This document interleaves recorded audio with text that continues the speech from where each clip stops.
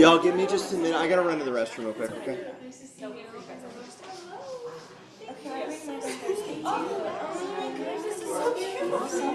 Can you get one of scraps? Who gets a scrap? Yes. That's our own story. Yeah. She's like, I'm so cute. There you go. Thank you. Thank you. Yeah. Can I give you a love? Yes. How are you? I'm good. What's that?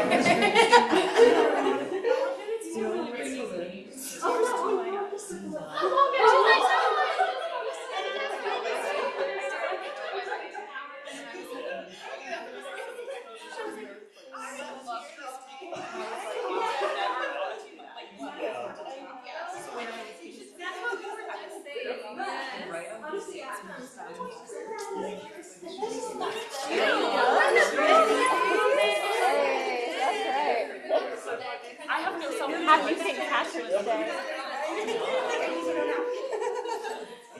I'm glad Oh my God, this is so precious. That's why I don't feel like them right now. I know.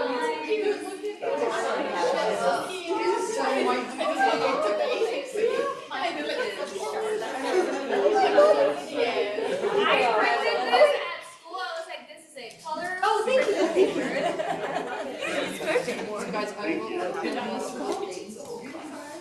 Are these your compliments? Love letters. Oh my For you, God. so you didn't feel left You know, not every time that happens, and when it does touch me. So thank you. Thank you. You know, because as teachers, we're humans. Right. You know. And like, that would be silly if everyone else got one except for you. I even made one for Kristen. She's You're sweet. You can leave it on my desk, or I can put it on the desk if you want to leave it with me. I'll hand deliver it. You got it. You're gonna get all sad.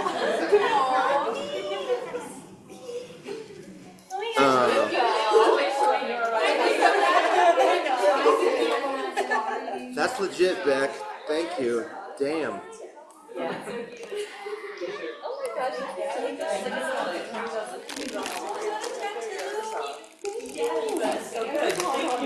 Katie, did you get traumatized on Sunday when I kicked you out of the room? And I was like, all day I was just hoping he didn't know it was me, even though we made eye contact. He just see me. No, I know. No. I have a funny, like, little, when we share, I'll share. Okay. But it was like, I was like, this is like the time do not come in. And I see her like, hey. Was that, so was that Saturday or Sunday? It was Saturday. Okay. I'm sorry. Because I told somebody it was Sunday, they're like, I think it was Saturday. I was like, dude, the weekend's a blur. I don't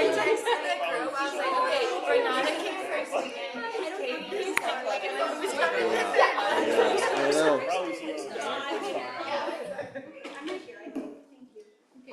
All right. Yeah, okay, Will. While you all take a look at those, I just decided to bring red vines tonight. I don't know if anybody likes red vines, but pass them around. Thank you. It's like kind of a holiday, I suppose. Not really. It's the lowest key holiday. Like nobody gets nothing. We do get green. What's that? That's right, you get pinches. Where's your green? Okay. Okay.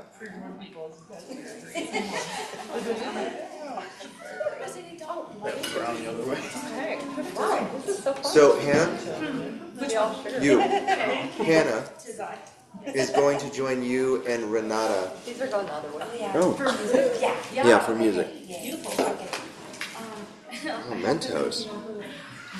Just trying to see if they have dairy in them. I wonder if they do or not. Does anybody know? Oh, they got gelatin. Oh, is that the Mentos? Oh, that one. These are all buddies, so dive in. You've been warned, they're the ones from a couple weeks ago. You're busy my dad, so. Yeah, these aren't the freshest red vines I've ever had in my life no, either. not yours, not yours. No, but truly, these are like, they were Ace Hardware They were on the shelf, the impulse buy shelf. And I thought of you all. I was like, I'm bringing these people licorice tonight. Because we are celebrating halfway. Tonight we're halfway through teacher training. Huh? That doesn't feel real to me. Well, let me ask you this. Do you remember 7 weeks ago? And like we got into the first week and it was kind of probably like that moment where you go, how in the heck are we going to get all of this?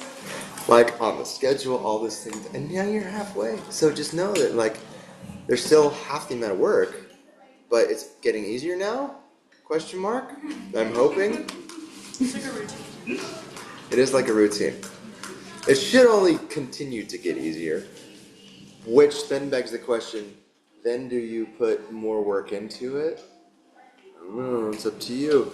You're doing great though. I'm really pleased with the way this group is going. I heard about your weekend with Rebecca, and who did you have for Pastor Clinic on Saturday? Was it Erica? Erica. Yeah. Oh man. What a great weekend. You guys got to work with Eric and Rebecca. Two of my favorite people. What a delight. Well, we're on the 7th chakra. And I just looked down and realized I brought the wrong book. We're going to talk about pranayama instead tonight. That's right. We don't need the book. I left it at Pike's Peak. Do you mind going and grabbing it?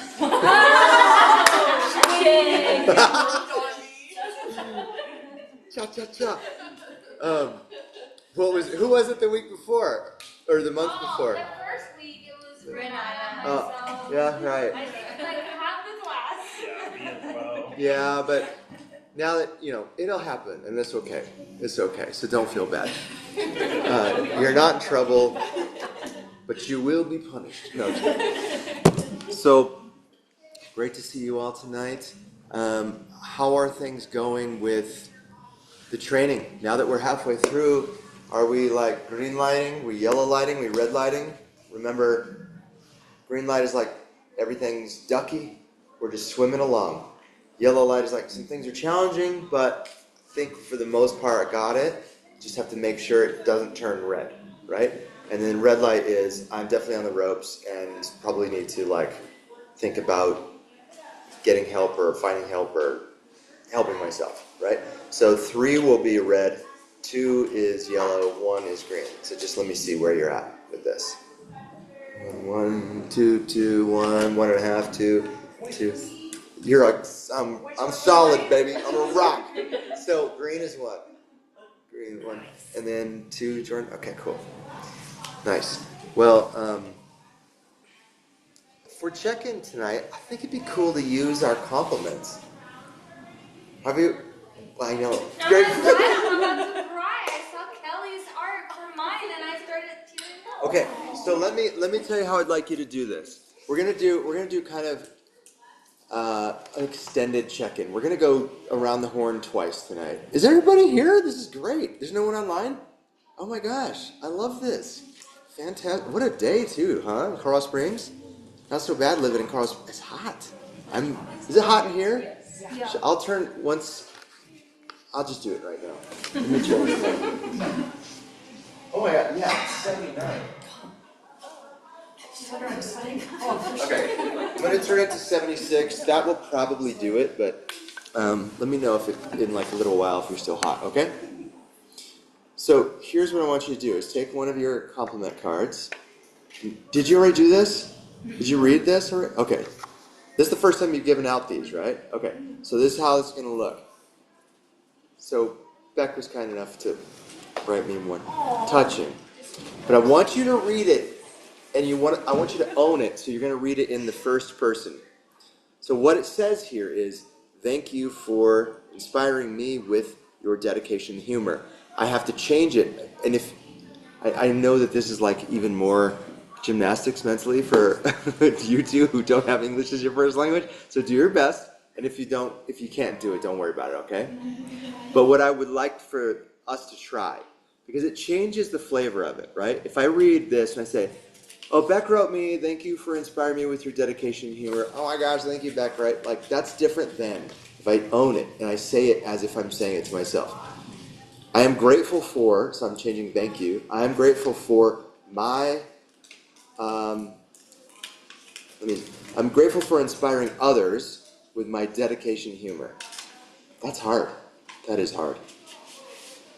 Do your best with this. If you can't do it, but I want you to notice the difference of the way it feels if you're able to kind of convert the is it pronouns? Would it be are these I and you? Are those pronouns? I'm so bad with English. I'm an English teacher. When I learned Spanish and they were like teaching us they're all like indirect object or whatever, I'm like, what is, I don't know what that is. Do it. Yeah, exactly. I just do it. So try to read it in one way or another. But we're going to go around and we'll start here. Kelly, you ready to go? Okay, I guess so. I'm gonna try my best to do that. So Hang on, let me get the audio settings. Okay, cool. We're set. okay. So thank you. And then I guess it would be I inspire you with generosity, expressiveness, creativity, and enthusiasm for life. I have so much liveliness and innovative energy to use what's around me to create beautiful things like ravioli and Bulbasaur sculptures. I share that visionary attitude with you, as well as my passion to be of service to others. It helped realize the abundance around me and the potential to bring ideas to life. I think this is hard to switch. It is hard. It's really hard. Thank you for extending pure love. How much was it just one you. page on that? I think that was a lot of words. That was a lot of words. Yeah, what is a what sculpture? Oh, it's a Pokemon, Bulbasaur, Oh, okay, and so I'm making it into a garlic holder, so the garlic is like its little back, and it's really cute. Please send the picture on the classroom when this Oh is done. yes, I need Okay, to. cool. I gotta paint it first. All right. Alright. I am grateful for my ability to look inward and be a witness to myself. I'm grateful. Hold on. God, I gotta get ready. It's teeny tiny. I'm sorry. No, you're good. Wait. Hold on. Like, my brain is just like having to make this connection. You're good. It's tough. If you don't want to do it, don't do it. Just read it as is. Okay, can I just read it as is? Yeah. Like, Try to I feel be like fun this and connect, easier. like yeah, I feel like it'll connect more with my brain. Your ability to look inward and be a witness of yourself is truly moving. You always do something thought-provoking, right? Add something. Let me read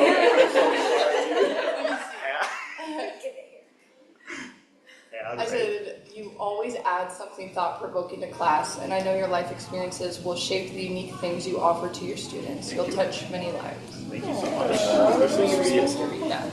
I know. So, yeah, normally these aren't just like a sentence. You all wrote quite elaborate little things. That does make it hard. So we are going to completely remove the exercise of trying to read it from the first person. Just read it as it's written. Don't worry about it too much. Just read it as it's written, okay? Oh, is it my turn? I think- Oh, sorry. Well, Jordan got his read too. Yeah. So. But there's so many. Like, should I just pick one? Just pick one. And it's just random one. Just pick, yeah. Huh? Read them all. Read them all. It's just like, I got so many. I'm all, wow, I got one. Better than none. Yeah. Okay. And you're the one who gave it to me, so I can give you a hard time. Okay, it says, Beck, one of the first days I met you, you told me that we do hard things together so that we don't have to do hard things alone. That was very powerful and I needed to hear that. You're one of the kindest, most thoughtful people I've met and I'm grateful for you. Thank you for brightening my life inside and outside the studio. Oh, isn't that so nice? So sweet. This guy. I genuinely appreciate you guys. Like, I don't get to talk like this with like my guy friends, you know, so it's like nice to have a spot like this. Yeah. You guys are all super sweet. So. You need to hang around here more because we had such a great group of guys this weekend, and I was really thinking, I was like, wow, like there's like 6, 7, 8 dudes in here, and they're all like guys who are like they would love, this is their jam. Yeah. I appreciate how you are always friendly and available to listen. Mm.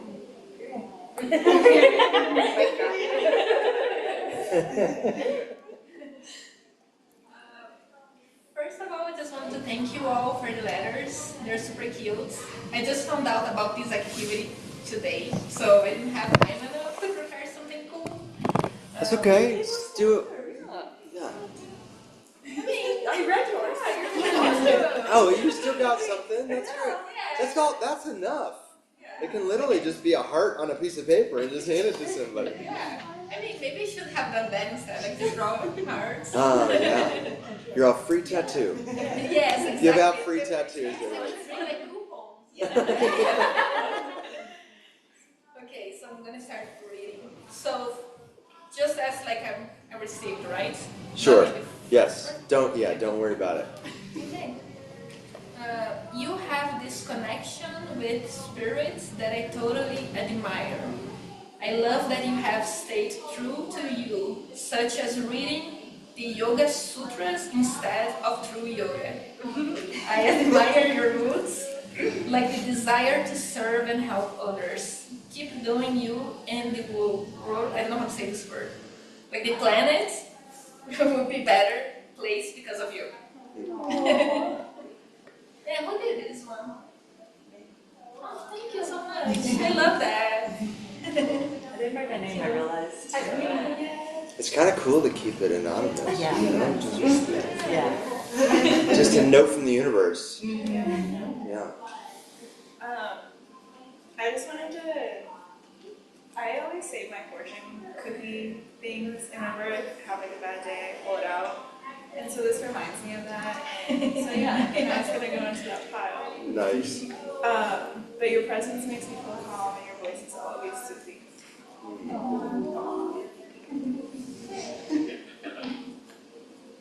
This one says, thank you for inspiring me with your brilliant courage and innate power and wisdom. The way you are honest about challenges you face lets others learn how to overcome similar struggles, like finding your own voice. You also have a way of demonstrating focus and humor at the same time. I can't overstate how much of a role model you are to me as I learn to connect with my own power and bravery. I love you to pieces, sister. I know.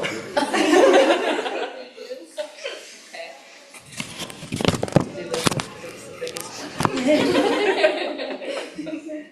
Okay, so Got some Hallmark cards. Pizza tattoo. Oh my Everybody got one. Super cute. It says, Katie, OMG. I am so grateful that we sat next to each other on the first day of class and so many times since then. You are so funny. You always bring an authentic levity to the group that I so appreciate.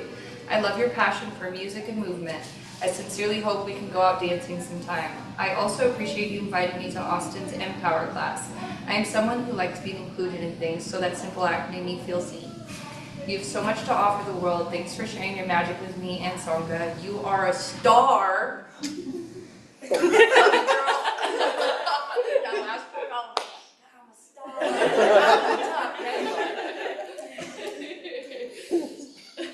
Super sweet. Thank you so much. All of these are so beautiful. I mean, oh my gosh. Oh, yes. Okay. It is from Vicky.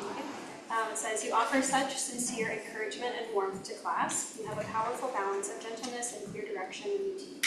You're going to make a big difference in the world with the combination of your mind, body, and spirit. A huge difference, yeah. For sure. Okay, I'm gonna read Eva's.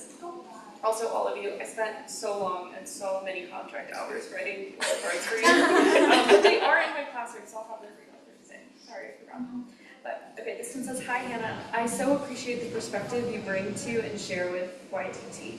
Everything you say is so thoughtful and wise, and I can tell that you really value being a positive, meaningful contributor. You're so generous, curious, and loving, and the world is better because of it. I'm thankful we're in Songa together. I forgot. But I love you all so freaking much, and I will write it down and give it to you on Thursday. Okay, since sitting next to each other on the very first day until now, you've proven to be such a joy of a human to be around. You have an excitement for life, and you're kind beyond belief. The world could only benefit from more people like you in it. I hope you always shine your light bright. Never let this life take that from you. I knew who it was from. Who? God. Okay. Oh, nice. Doesn't that feel nice? That's so good. I'm looking something up here real quick. Why I do this. We're gonna go back around now and do our proper check-in for tonight. I do, though, however, want to make. Well, how was just give me a little reflection on this weekend. How was music with Rebecca? Was it cool? Did you guys get your playlist squared away? It hasn't been shared with us. Hasn't been shared publicly.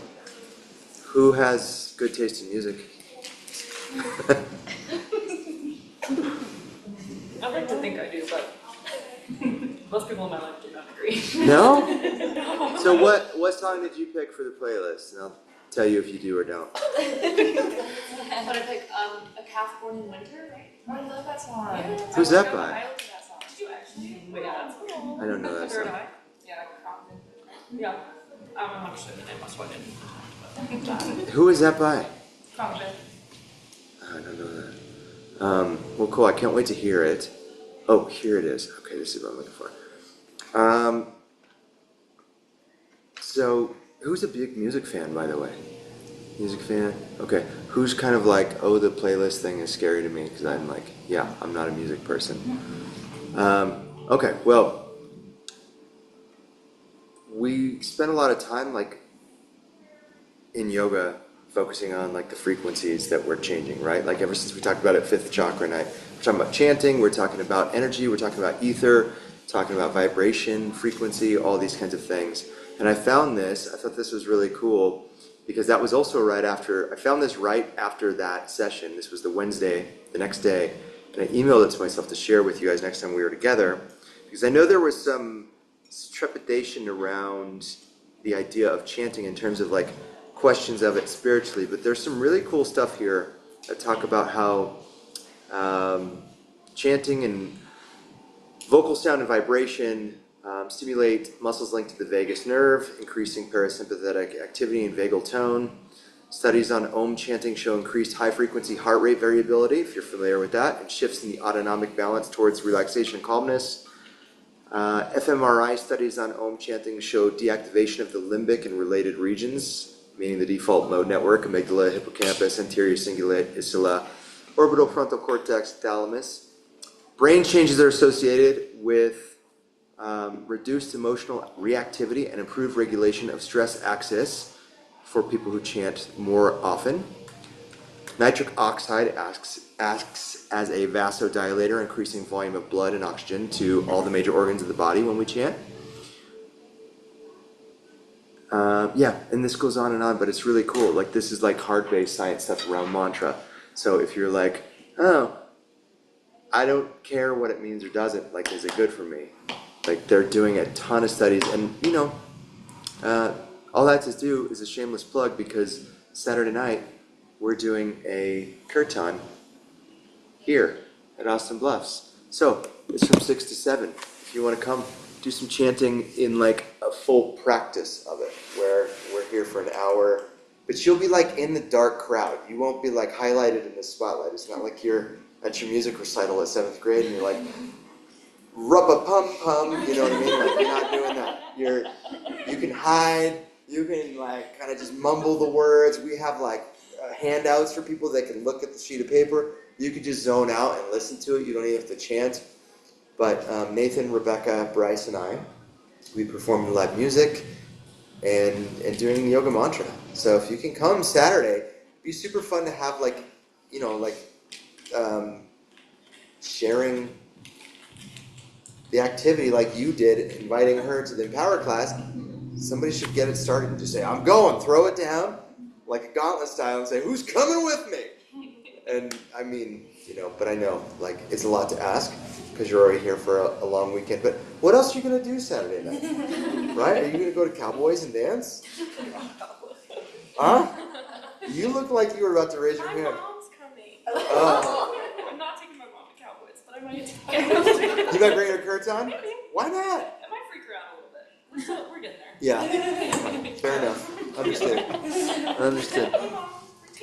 I will say, in our kirtan, we do a lot of English in it. So we do about half and half. So about half is Sanskrit, half is in English for that very purpose.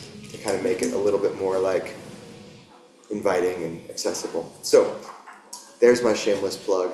This was really sweet though and special. I love hearing you all stand in your spotlight and see what's special about you through the eyes of somebody else. Isn't that cool? How did it feel to read it? Was it like, yeah, that's me? Or was it like, eee? Or was it a little bit of both? Yeah, cool. Well, let's do our check-in.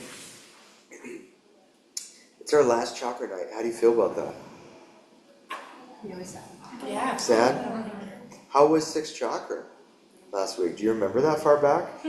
Before the snowstorm came, before winter happened? It was like spring, winter and spring again. And that was the last chakra night. Chakra 6, so yeah, homework. Well, did she talk about the intuition game? Was it Kristen? Did she come? Yeah, because she just had her surgery, right? But she still made it in for you people. She must like y'all. Because she could have easily gotten a sub, but people always want to like sub these chakra nights. And Kristen and I are always like, rumpa-pum-pum. These are our nights. So, yeah. Tell about the homework. If you've got like a theme kind of made up, that's great.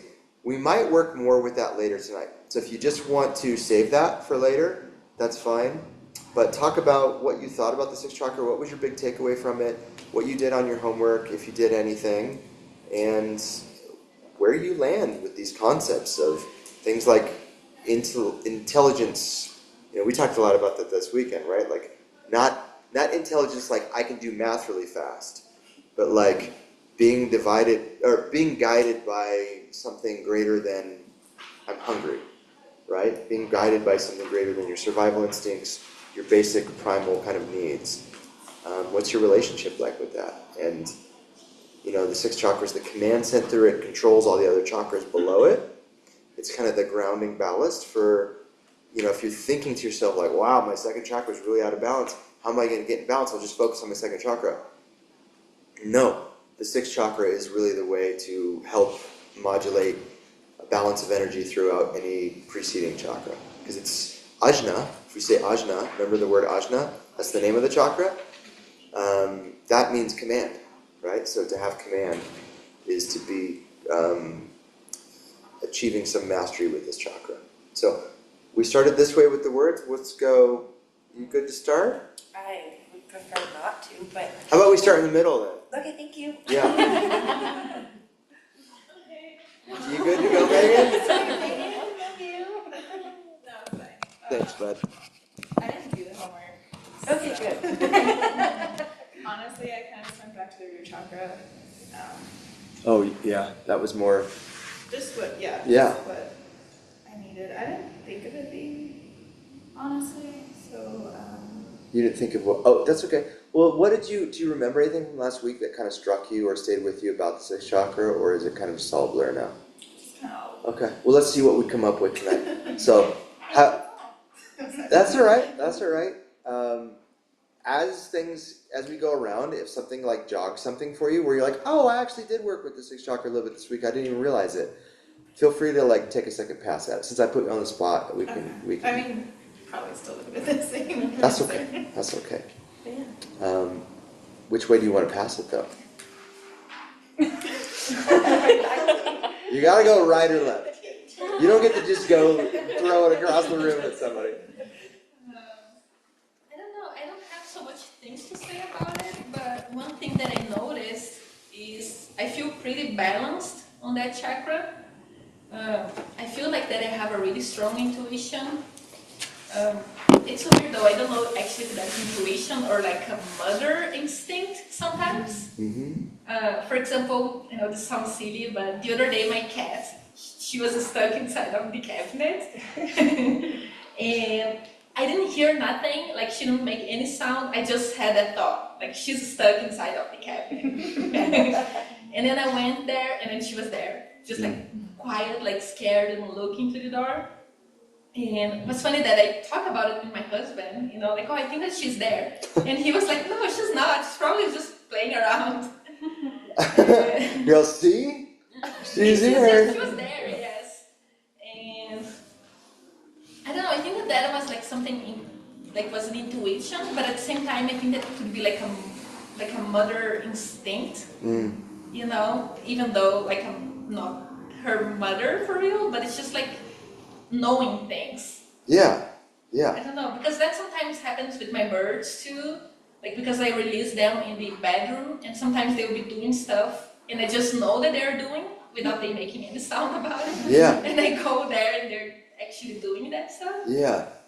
I'm just completely surprised that your cat doesn't ever go for the birds? No, because I kept them like separated. When the birds are like flying around, they're just in that bedroom. Oh, okay. Yeah.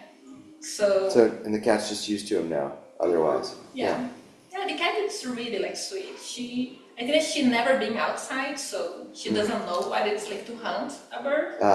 Yeah, she just look at them and yeah. Well, I mean, because that is a cat's instinct, right? And here you bring up an interesting thing. What is the difference between instinct and intuition? And with all things subtle, meaning anything that isn't tangible, right? Like there's definitely a dividing line between Renata and me, right? At least we perceive. But intuition and instinct, they do have separate domains, but they also have an overlapping domain. So that mother's instinct is definitely an intuitive instinct. But instinct, the part of instinct that is separate from intuition, usually has to do with the aspects of instinct that are around survival and basic needs and fear and things like that. Whereas the aspect of intuition that is separate from instinct has to do with, like we talked about this weekend, revelation and insight, and in yoga we call it prajna, which is inner wisdom. And so,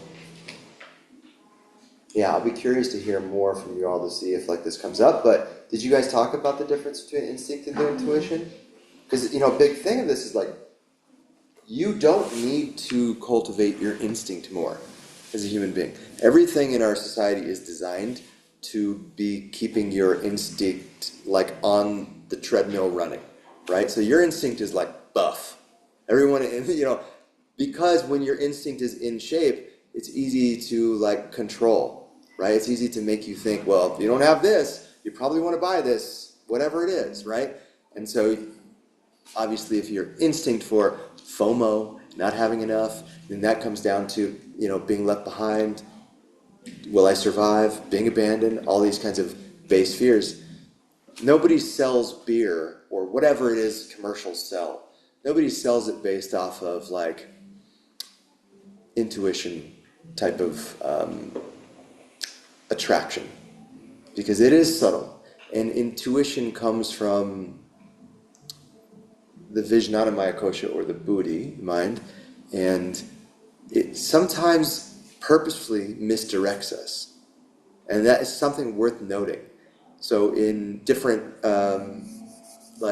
spiritual traditions, especially ancient spiritual traditions, like any animistic tradition, American Indians, the Celtic Druids, they all have this kind of myth or story, folklore, around a character or an energy that represents the trickster, right? So like, we talked about this before, right, in here. The crow, sometimes it's called the crow, or sometimes the coyote. And the whole idea is that like it pulls you on to a path That if you knew where you were going when you started it, you wouldn't have started it. But once it gets you going, it gives you a left-hand turn. And then once you finally make that left-hand turn, you realize why you needed to take the journey. But you wouldn't have ever been able to perceive that from the get-go. So you needed to be kind of tricked into thinking it was about something else.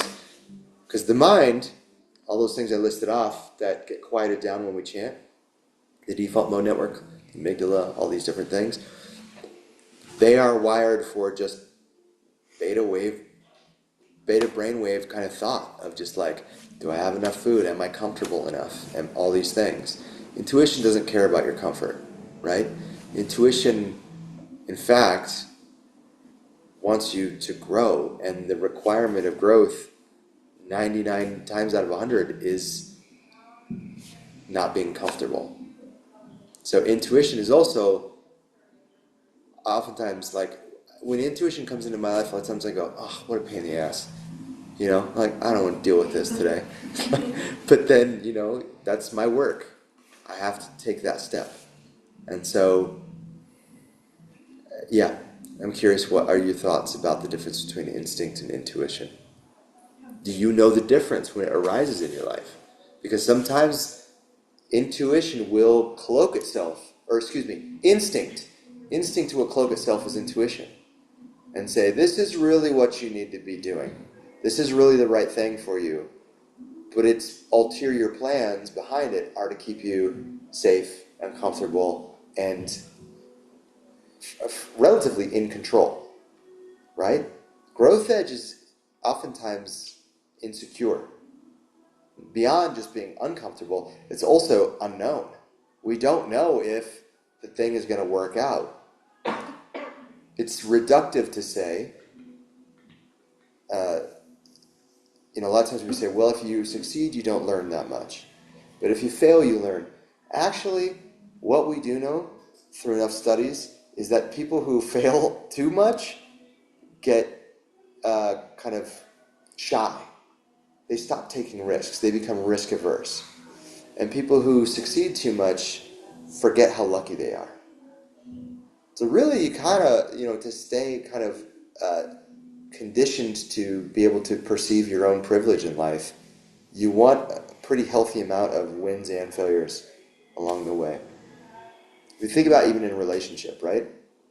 My neighbors, they've been married for 35 years, and the other day we were talking, she comes over all the time because her dog loves my dog, and so every night she goes to the park, she'll come over and hang out with Laura and I, and the other night I was asking her about something with John, she goes, yeah, we never fight. And I go, you never fight? And she's like, yeah, we just know who each other are, and that's okay, and we don't need to argue. And I'm very much like, growth happens with conflict. And so I kind of stupidly just said, I was like, oh, it sounds like you guys aren't growing. You know what I mean? It was kind of one of those statements where you say and you go, well, that was judgmental. But she's also cool. She's Greek and she can take it. She's tough. You know what I mean? She didn't care. It rolls off her back. But I do think that like, it's that similar thing. Like sometimes Laura and I will have an argument and I don't want to argue. I don't want to have conflict. But I also know that like if it's arising, I have to trust that there's a reason, something needs to be addressed. And if we can work together in a way where we can trust each other along the path, know that like both of us want to resolve it. So there's the instinct. You can build in the safety of instinct with life to say, okay, I'm in an uncomfortable space now, but I know that this will get integrated later. I know that I will be able to synthesize and integrate this later, whether it's with a partner or whether it's with my own inner resolve.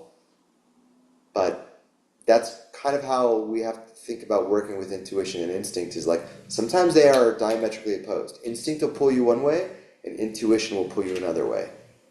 And it's hard to know. And so sometimes, I had a good question recently, a 300-hour graduate texted me this long text and I was like, what are you getting at here?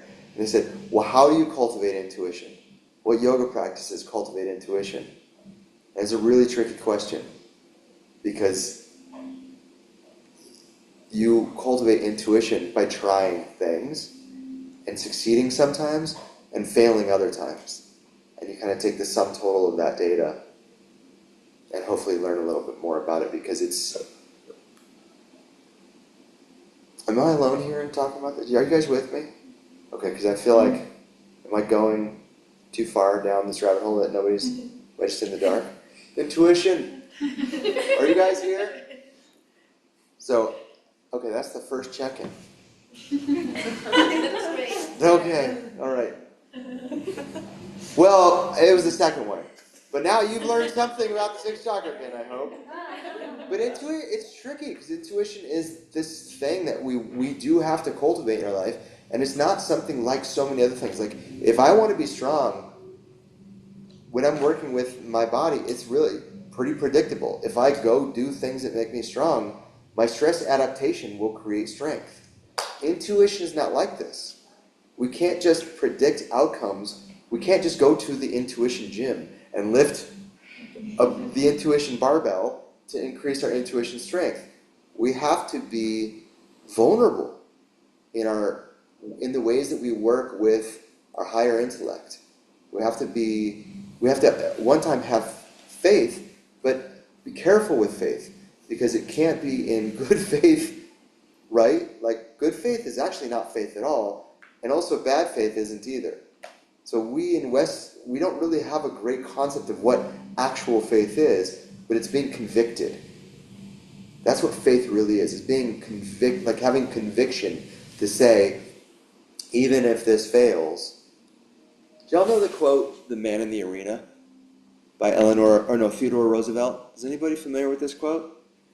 You are, Hannah? Yeah, from college. From college? All right, go ahead and recite it, please. I think that this is worth reading real quick, because it's so funny. We were just talking about this. It's not the critic who counts, not the man who points out how the strong man stumbles or where the doer of deeds could have done them better.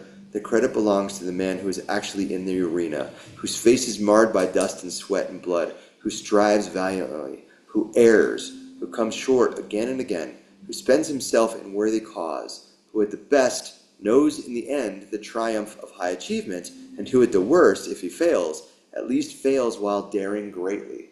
So Brene Brown wrote a book called Daring Greatly that kind of remade this famous a while back because of that quote right there.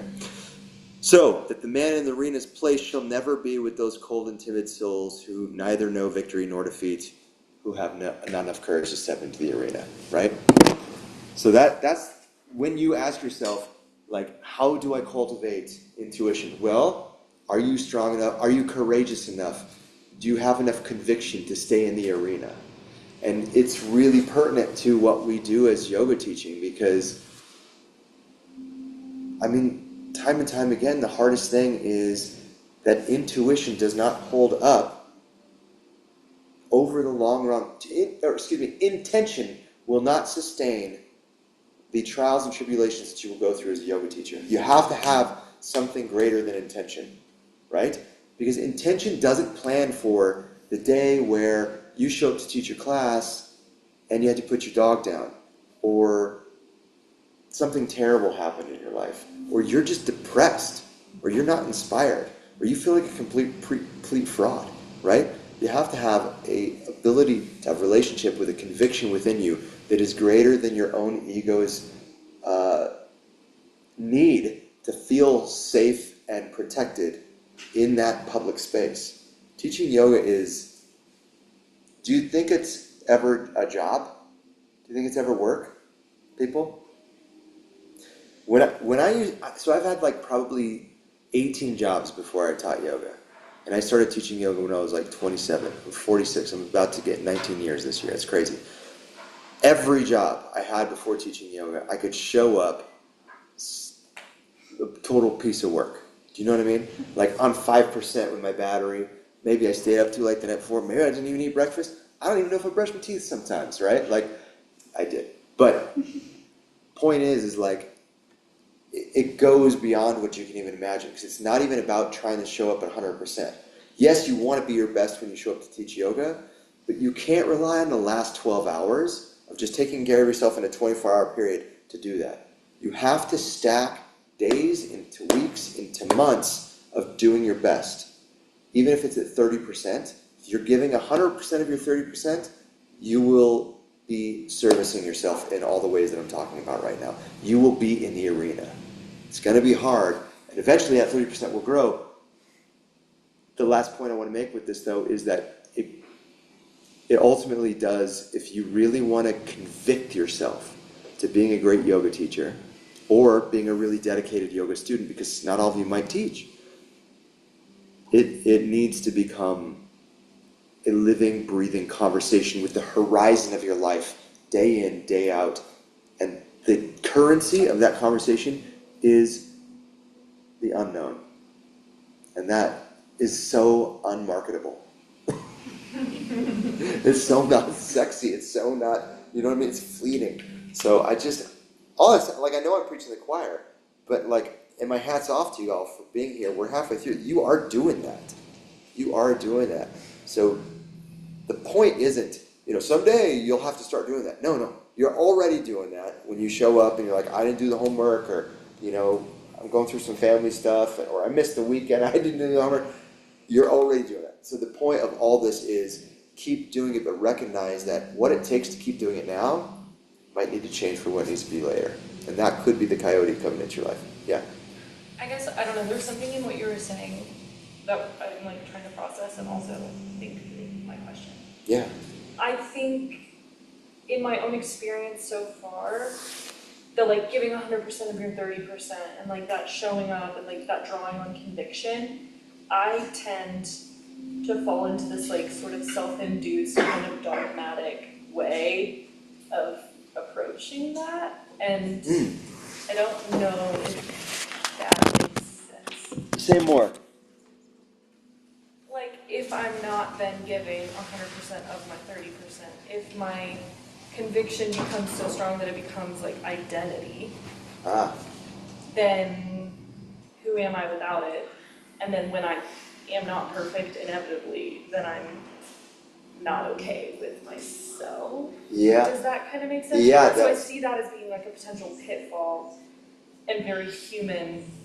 Right, but misstep in what you're saying, right? Am I? No, I think you're totally calling me out on my own kind of bias here, because that is exactly what I do. Is I identify as a yoga practitioner, and I identify as a yoga teacher and a yoga student to a fault very often. And that's what I do with my career, as a teacher. Yeah. Which is, and what I'm saying is, it's not good for me. So. Well, I think. Say that last piece. I'm very fresh into my career, and I'm already seeing how that's potentially. Why is it not good for you? Because then I lose. Because so much of my self. But what is the self you're losing? Outside. I don't even know. So that's what I'm saying is it is people who go, well, I'm not going to do that because I don't want to lose myself. Those are the people outside the arena. So that quote, that's what I'm talking about. It's it is better to commit yourself to something that you will fail in and have mistakes and get messy with and even suffer. I think being dedicated and devoted unlocks superhuman talent, superhuman ability that we otherwise don't have access to. If we're not devoted because we're just too skeptical or cynical, because we're like, well, that's obviously going to be a pitfall, or that's going to be a flaw or a fault or a mistake down the road. You've got to make the mistakes. You've got to have the faults. You've got to have the flaws. I would encourage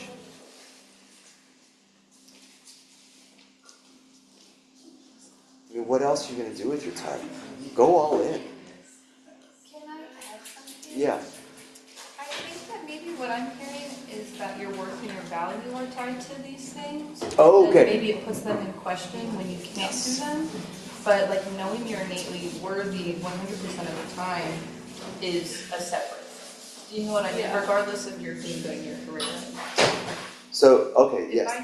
That's really great. And there is some nuance to this. So the faults that I had to accept as a young teacher were really threatening in terms of causing a lot of harm versus absorb them in a way that I kind of turn them into wisdom because I have great people around me, a great sangha, a great studio, a great teacher, great teachings.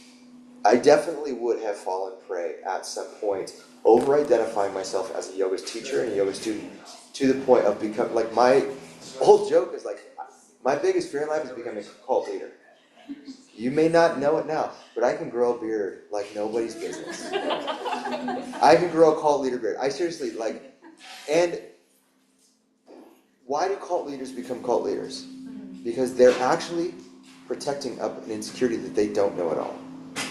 My teacher showed to me how powerful it is to be able to show your students that you don't know it all.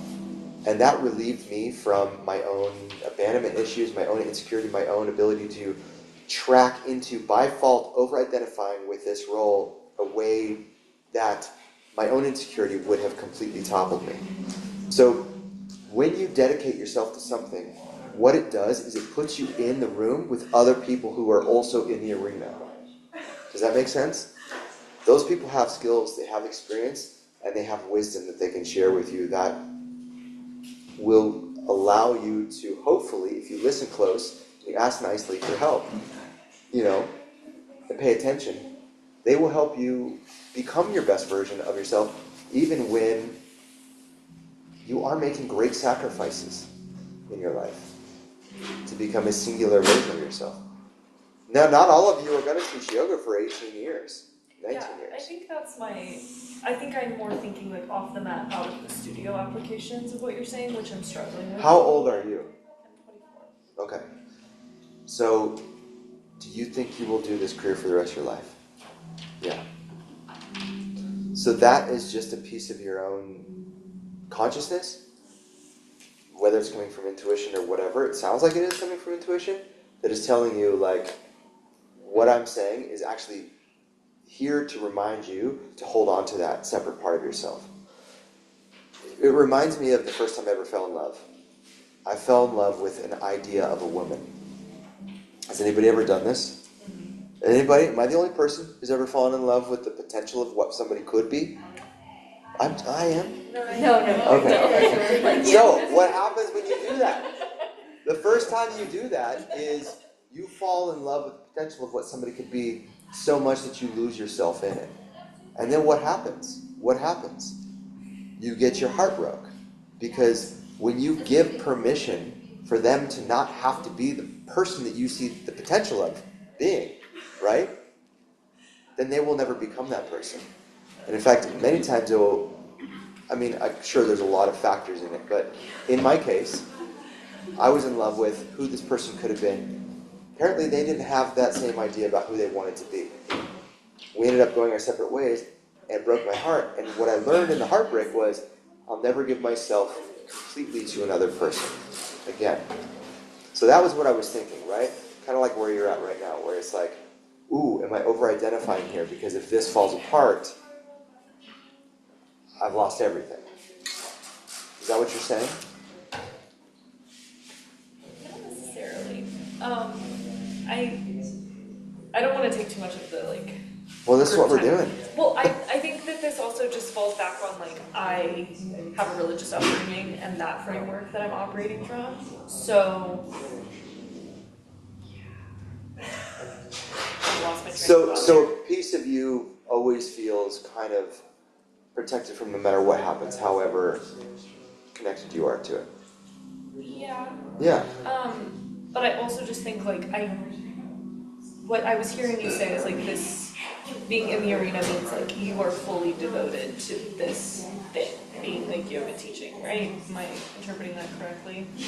Well, I would say convicted is more of a word, but because I think that teaching yoga is actually smaller than what I'm really fully devoted to. There's a bigger thing for me that yoga teaching is a part of.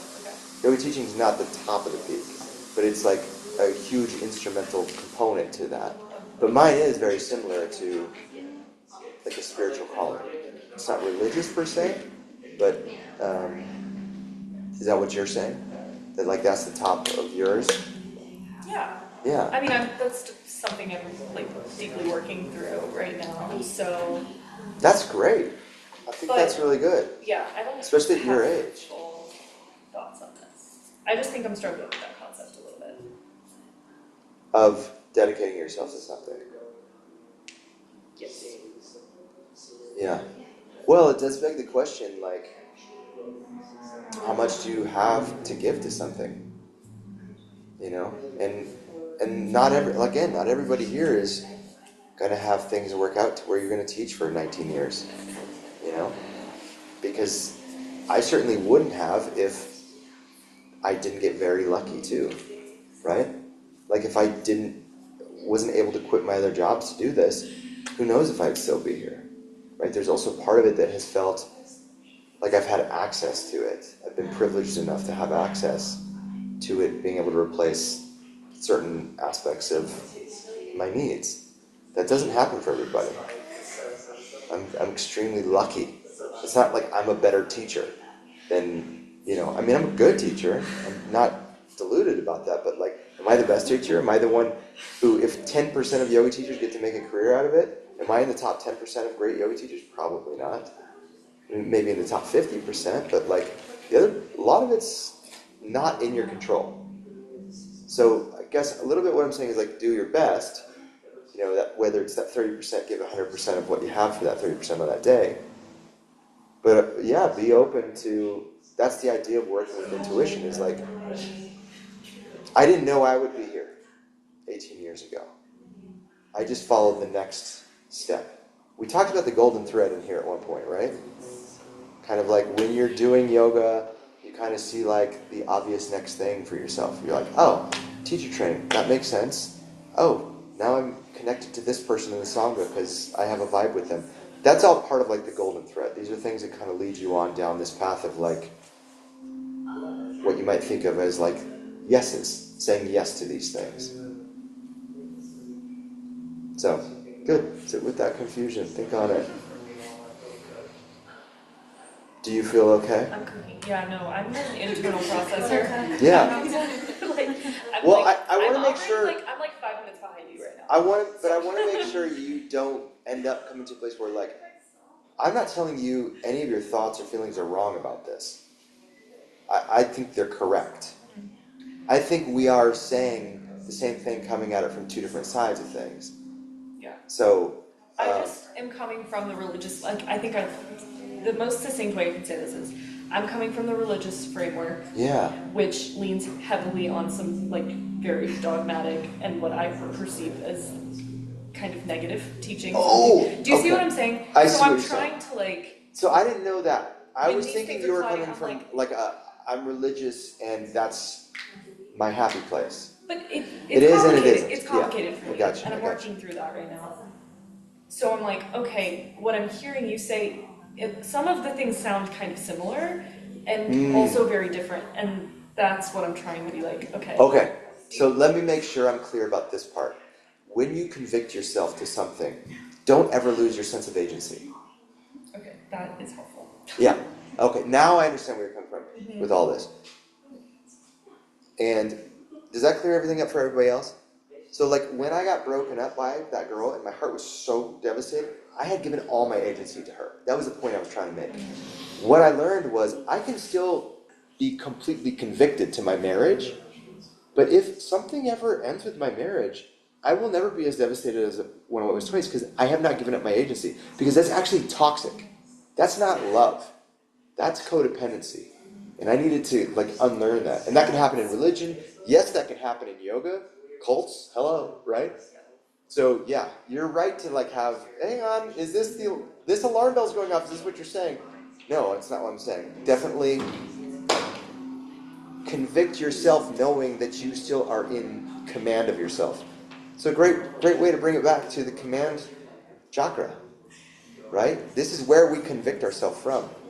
But we do stay in command of ourselves simultaneously. What? That was a lot. I'm sorry, guys. Is it good? Is everybody getting something out of this? Are you all like, is everybody feeling enriched from this conversation? I hope so. I don't mean to step on anybody's toes if I am. I feel like everybody's a little like back on their heels right now. Are we good? Okay.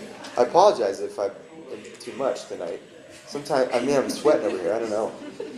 I'm just trying to make it make sense in a way that's definitely, I don't want it to be misunderstood in the sense that like,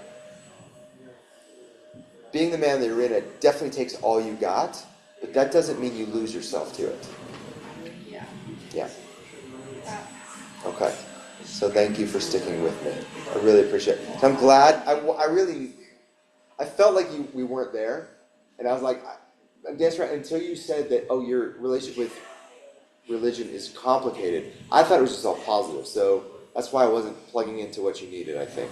Yeah, I mean, I think. Well, and my relationship to yoga is similar. I have a lot. Same. Like yoga, there's a lot of shit out there. I'll see people post online about yoga, like being this way, that's way, and I'm just like, ugh, God, do not want to associate with that kind of ideology, that thinking, that better than, the yoga police mentality, right? Like. And I just see the slippery slope of like misapplication of what you're saying. Oh, it is. It's there. Going even outside of like the yoga space, becoming really detrimental for people. And I think there are even people Say in more this about room that. Say more. with the whole like giving your agency and your whole being so convicted in something that you do lose yourself to. Yeah. And for myself, and I'm sure there are people in here that can relate, that is very real and very scary. Yeah.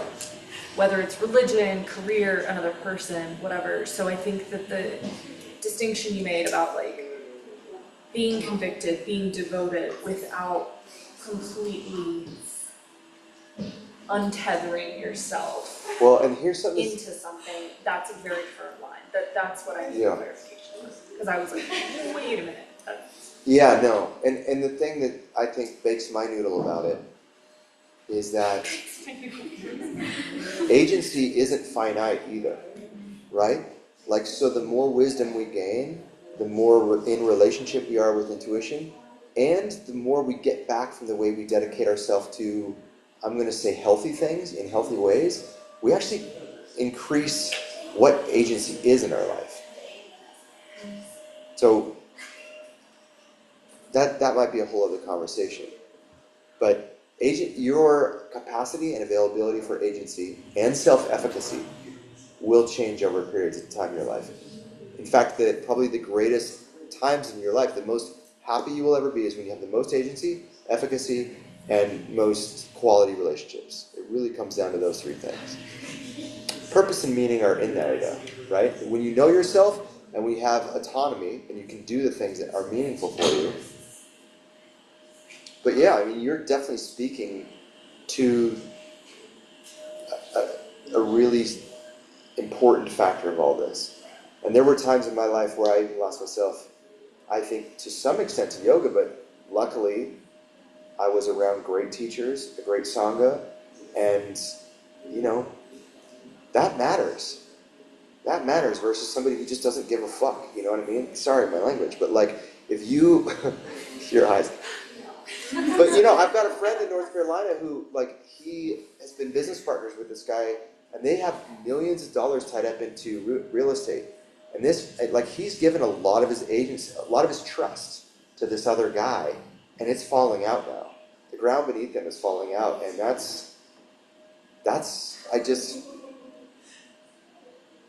is anybody, do you remember, the old thing, like, when you're like, oh, we're friends from college, we should be roommates. We'll be great roommates because we were friends in college, right? And then you become roommates and you're like, I hate this person. You know what I mean? It took us becoming roommates to realize you hate this person, right? Yeah, I mean, it's just messy. You make mistakes, but like, good conversation, good stuff. Thank you for indulging me, guys. I appreciate that. I mean, I think it's elevating to have these kind of like nuanced talks, because I definitely don't want anything that I say or that's said in here to make people feel like what I'm saying is like, just creating any kind of come join the Cambio cult, right? Yeah, I want you all, truly, as a facilitator, I want you all to be doing your best and making the right choices in your life. And if that means like that you not being a part of Cambio is that choice, I don't like that choice, but I will honor it. You know what I mean? And the same thing for me. In fact, I gotta go. No, I'm just kidding. Carly, God, can you even check in now? Can we even check in now? Well, this was a 7 chakra night. We just exploded out into the 7 chakra. Bring us back down to earth, please. No pressure. No pressure. Only you Well, can I do did want to this. throw. I definitely want to go to the chanting on Saturday night, so I'm going to be the one to throw the dance. Yeah. Or anybody Cool. who wants to join in that. You gotta show me where to get that stuff online. I never know where to find workshops. Just come. Okay. Just come. Like you're in my We'll sign you. It won't fill up. There'll be probably 15 to 20 people. All you little sangha can huddle in the back by each other. But it's meditative. The idea is to get, to kind of lose yourself to the vibration of it and just allow yourself. What happens when the thoughts that normally go on in your brain stop for an hour? That's the question for mantra. Yeah. So thank you. But Yes. now, 6th chakra. Well, the reason I'm interested in that is because I've been enjoying doing chanting. Chanting, breath work, and self-reflection. I feel like have been things that I needed in my life, and I didn't know chanting I've never connected with or really looked into. So I feel like I've been really doing that, and my intuition, I hope is who I'm listening to. It's been talking to me more and more. So I did tell my job finally that I'm leaving. Very much how you said, we were that's a pain in the ass. I feel like it's been 2 years of that's a pain in the ass, so I'm ignoring you. But it just keeps talking, so I don't know what's gonna happen. I don't have an outcome. I feel kind of like I'm at the top of a roller coaster. And now I'm just putting my arms up and I'm just going to go down and go for the ride. And honestly, it feels good. The only thing with it is that, of course, in typical, try to be difficult for me fashion, they're but could you stay a little longer and we'll try to hire someone and you can train them. And so I wanted to firmly put in a 2 weeks. It's turned into a 3 weeks and then 2 days a week for 3 weeks after that. So it's a 6 weeks notice, but I still feel good about it. My wife was a little mad at me for by the that. time you're done with teacher training, you'll be done. Yes, which my wife was I thought your whole point was you're going to focus on yoga and to be done with this job in April, you're just going to focus on it. But now you're still, she's why are you hanging around? I'm well, they need me to. But at the end of the day, I feel it feels really important, listening to my intuition that one, I've been so back and forth for a long time, I feel I want to convince myself. So as I dwindle out, I hope that I feel yay, I'm leaving, and not oh, I miss it. So I think I need to convince myself that. And then 2, I remember reading when you're making big decisions and something we had about, is everybody benefited from it? Mm-hmm. And so I don't want to just say, F you and bounce. So I think I feel good about it, and I know I only have till the end of April, no matter what happens. So, that's what I want. Who knows? Hopefully, I wrapped up the roll this second. They might even find somebody faster, and I'm hoping. Get I've somebody been going. putting out the vibe that the person they need walks in that door that's so excited for the position in all the ways that I wasn't because my heart wasn't in it. And who needs a job? Here. Plant person. Honestly, it's a great job. Oh, I thought you meant just need a job to survive. I'm yeah. But yeah. Nice. Thank you so much. Thanks for bringing us back to it. Thank you. Thank you. Yeah. Obviously, I was not doing it on my own, but something about yoga teacher training, here I am. And Jordan was a huge inspiration. Yeah. Seriously. So, yeah. I'm trying to get you guys to start a call. But I'm puddling in the woods.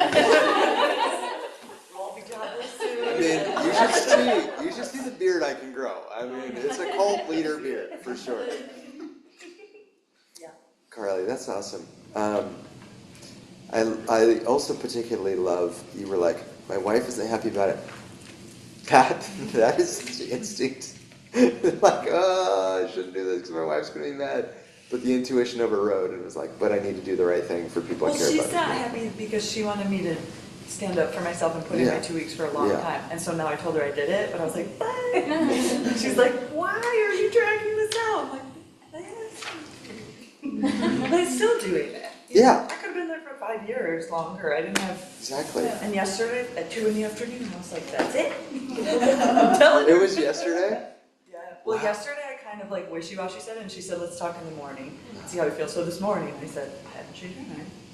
But what do you need to make this mutually a smooth transition? And she's like, can you hang out a little longer and help me train some lines? I said, yes. Yeah. Basically, I can leave in peace and something, whatever is coming, will be there. We'll see.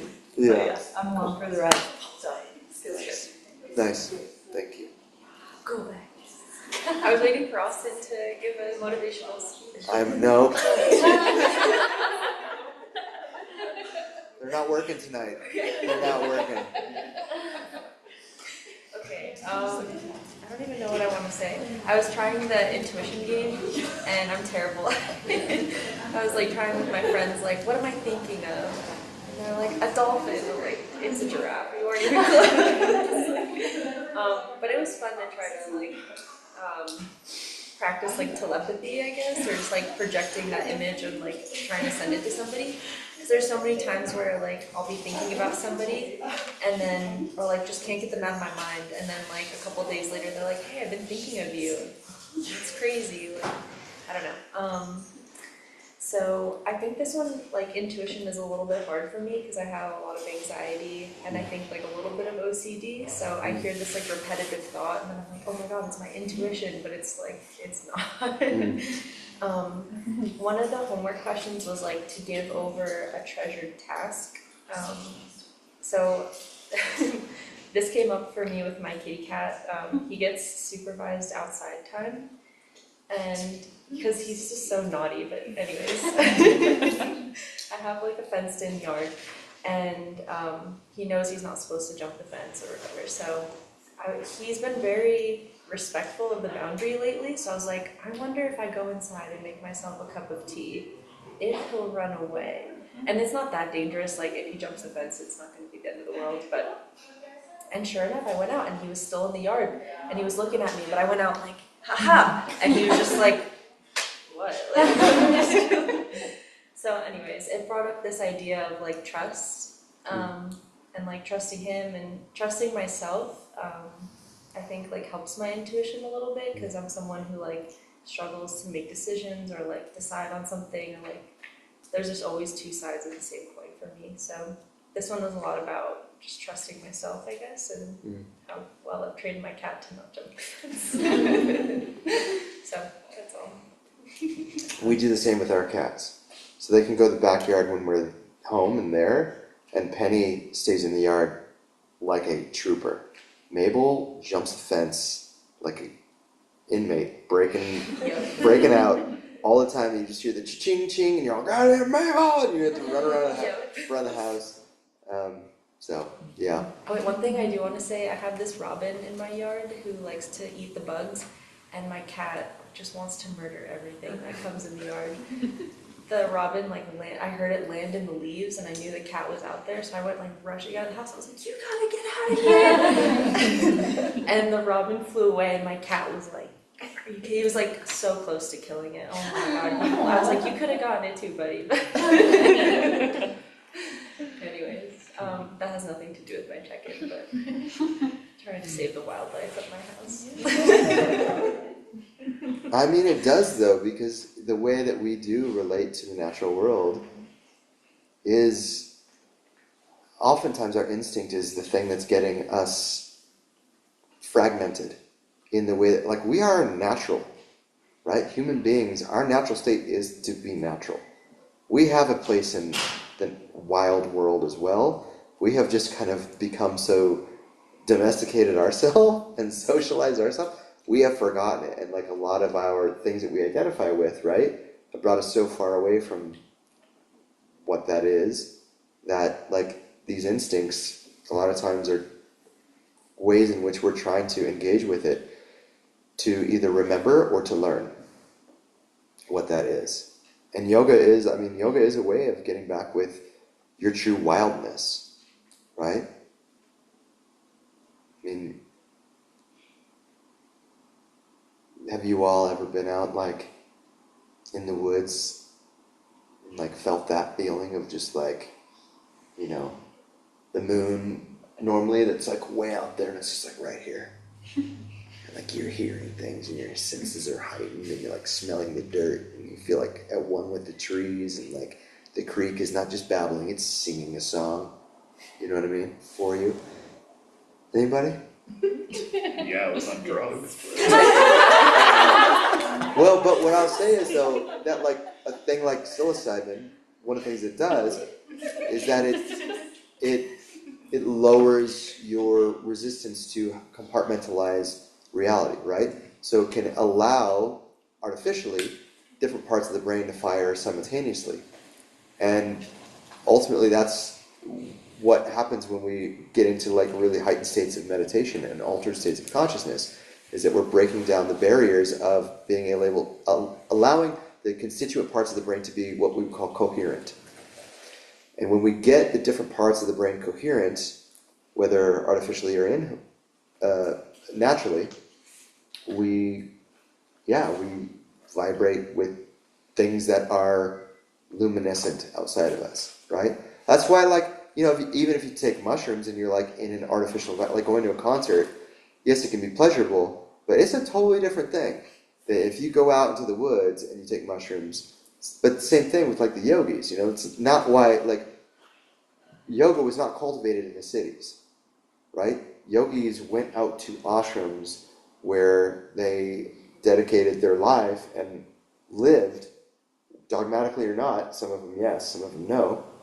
And yoga has a lot of that in the stream downward from history, right? It's pluralistic.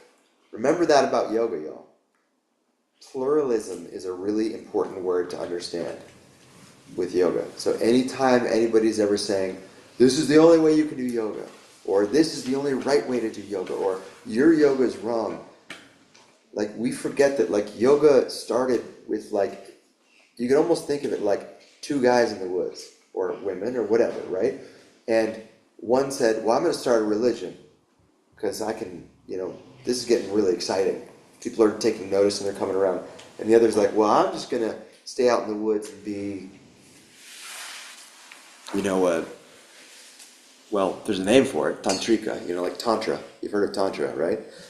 And that's how yoga came down, is like through the Vedic religion and through tantra, which was secular and a-religious.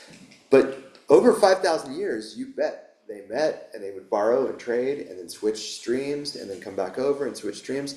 So we can't just look at one thing and be like, this is the right yoga, this is true yoga, to, you know, not mock the title of that book. But, yeah. So anyway, mushrooms, Jordan. We don't got enough time for that. I did a lot of meditation this last week, just on like the idea of intuition and everything. I feel like intuition has been something that's been like ultimately like very removed from my life, since I've just been in like a state of fight or flight for like a year and a half. And so just kind of meditating on the idea of it and just trying to quiet like those repetitive thoughts and like those anxious thoughts and stuff like that, and sitting with them and just kind of trying to remove them and listen to like what I think my intuition is. Yeah. Has just kind of been what I'm working on. So I love that. And that's such a good point. So like you're deciphering, you're like, I know my anxiety is not my intuition. What is the voice of our intuition? It's not a screaming voice, right? It's not, intuition will get tired of you quick. Like it just doesn't have, like if you don't listen to your intuition and you do it over a long enough period of time, it gets quieter, and then it just stops talking to you. So sometimes we have actually lost connection with that inner voice, right? And then when we get it online, we have to recognize that it's probably not going to be the loudest voice, because the person who's speaking the truth in the room is usually not going to, you know what I mean? They don't need to raise their voice. They don't need to make a production of it. They don't need to make a performance out of it. So when our heart speaks to us, it's interesting, right? Because actually the mind in yoga, the mind is secondary to the heart. The mind is born out of the heart. So when we think about getting information, like revelation, from our intuition, it actually comes from the heart. And so in Tantra, there are 3 hearts. There's the head, there's the heart, and then there's the belly. So it's confusing because if the mind is receiving a message, it may have come from the belly but gone through the heart. So it could be packaged like a little Valentine, like, it's from the heart. And then all of a sudden it's just like, oh no, this is just more instinct, right? So that's awesome. I love that for you, especially knowing that you've been in fight or flight for that long, cultivating it through meditation. And again, this word of trust keep coming up, but like, I just want to reiterate that like, it's important for us to still know when it's intuition, even when intuition misguides our ego. Does that make sense? We go, oh, but I listened to my intuition, and then it left me in this less than ideal situation. Well, from your ego's perspective, it did, right? And until we learn something greater than that perspective, it can be really, I mean, that's what healing is, isn't it? Healing is reality, cultivating something that is less than what our expectations had hoped for, and then us effectively negotiating the difference between what we're left with and what we had hoped for. Okay. Kelly? All right. Are we going to get through this tonight? Look at the sunset right now. I know, it's gorgeous. It's gorgeous. Okay, so I would say going, yeah. What's that? So we're not getting through it. So I felt like I hadn't done my homework before coming in, and then life was like, nah, you're gonna do your homework today. So I feel like this is intuition, and it's kind of like a little intense, but today I got a message from my old lady neighbor, and she was sweet, and I love her. And she was like, hey, are you guys in Portland yet? I just want to let you know, like, my husband isn't doing very good, and he's on hospice, and like, me and my dog go over there like once a week because we love them, and I've been so busy lately with yoga. I'm like, hey, sorry, I can't come over like I usually do. I'm in this training, blah, blah, blah. So she knows. So I was at work, I got this message in the morning, and I'm like, oh no, I gotta like respond to her. And then I feel like it's partly intuition and partly like the universe putting me where I needed to be, but my computer started like crapping out, and I'm like, oh my god, I have so much to do. I do not have time for my computer to not be working.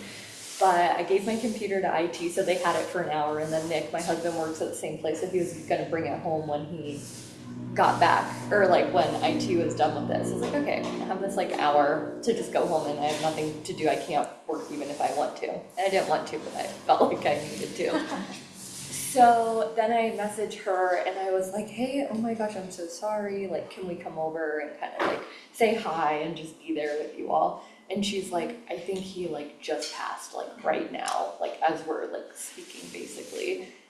And I was like, oh my gosh, I'm so sorry. And she's like, I don't know yet. It was like, she wasn't even sure. So then I was like, I can't tell what to do, but I was like, I'm gonna go get flowers.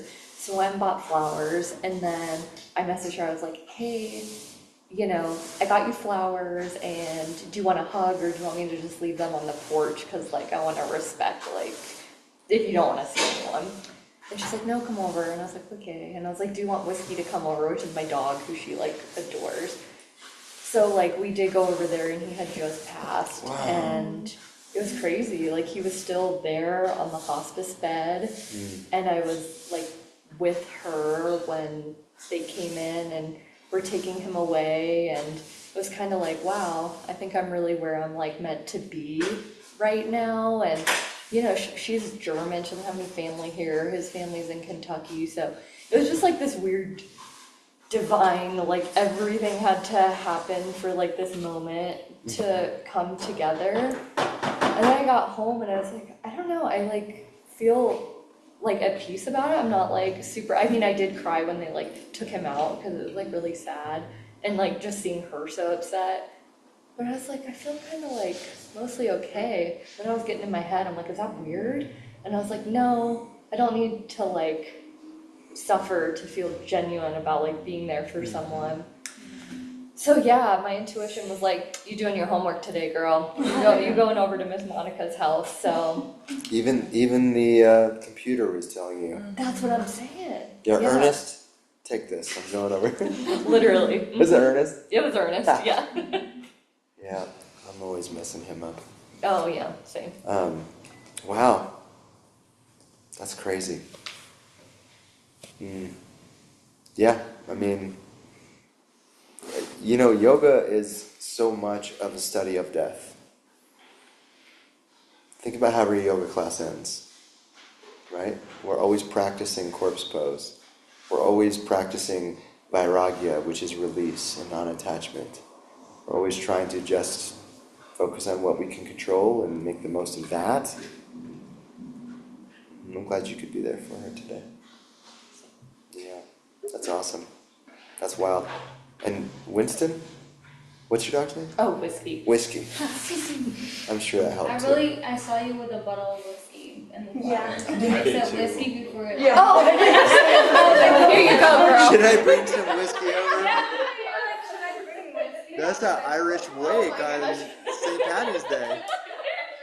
No, my sweet dog. Yeah. Yes. Yeah. Hey. And now it's back to you. Yep, See what you I'm did? ready now. You started it in this whole thing. Okay, well, the only thing that I remembered practicing the homework was so my husband always overcooks for me and I always undercook for me. And so we were cooking pork chops, and I was like, I'm cooking pork chops. He's like, I really want to cook the pork chops. And I was like, no, you always, we had the whole argument, whatever. So we finally, whatever, I'm cooking the pork chops, and then I remember my homework, and I'm like, I'm supposed to let go of things. So I'm like, you can cook the pork chops. And he started cooking the pork chops, and I came and took them out early. So it didn't even work. I tried, but I still butted in. But I feel like that's kind of how everything's been going. It's just like trying, and it kind of works, but it doesn't, which is fine. We'll get there. But with intuition, I feel like my intuition is really good with other people and awful for myself, which is really kind of weird. I just feel like I can connect with people and see what they're feeling and notice very little things about everyone else, and then I don't listen to mine at all. I was telling Austin how I kind of struggle because I love being comfortable. I don't like being uncomfortable at all, and that's a really big obstacle I'm trying to overcome because I'll just give in quickly. My example was like, oh, you're sad? Go get Dairy Queen right now. Let's go. And I'll go get it. And it's delicious and it's great until the next day, you know? So I'm kind of working through a bunch. I feel like I have a lot of blockages and stuff. And I mentioned this earlier. There's like multiple sides to yoga where there's this whole side that's within you and you need to figure it out. And I've been focusing so much on that and not the poses that I'm like, I'm shifting to this side because this will come. You can't force this side of things. So that's kind of where I'm at with intuition. Yeah. And this stuff, remember what we're doing here now, like the portal that we've opened, the vortex of chakra nights, is now that we've done this, even though this is not the end, this is the last night, but this is by no means like the connective tissue of what we've created on these nights is not only always going to be here with your Sangha, but even there's an unspoken language now that you all know, that you're connected with everyone who's gone through these nights, who's been here through, who's a teacher here or gone through this training or done work similar to this. Because what we're really doing, at the end of 7 weeks, it doesn't matter what you know about the chakras or what you don't know. It's how fiercely are you willing to, look in the mirror, self-reflect, and be accountable to what you see as the truth, even when it's like, I wish it was different than that. Damn it. Yeah. So, took the pork chops out early, did we? Yep, we did. They're good. I'm not going to talk for too long. I will just say, intuition is hard for me. I've been taught my entire life that I have no agency and that intuition is not real. and that there's something outside of me that's predetermining everything. So, excuse my language, but I'm getting my shit rocked this week in the most growth inspiring way, and I'm grateful that all of you are watching me work through that. So thank you. Well, I don't know if I feel like I speak for everybody, but I really appreciate the exchange we had tonight because there was work in there. We did work, and that's what this is about sometimes. It's it's not how clean it is or how easy or how efficient it is or how well we understand it or even how far we get.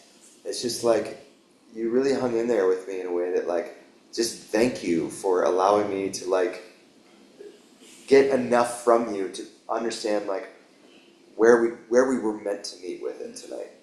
Yeah, seriously, I'm really, really grateful to you. Because sometimes I can be intimidating, right? And people see me get all fired up and sweaty. They go, they shut it down. They're like, I don't, it's he's not getting it. And then we internalize it and we take it, two different ways. And it's remember, y'all, I'm on your team. We're on the same team. I'm just a human. I'm I don't know. I know, I know a few years of practice beyond where you all are at.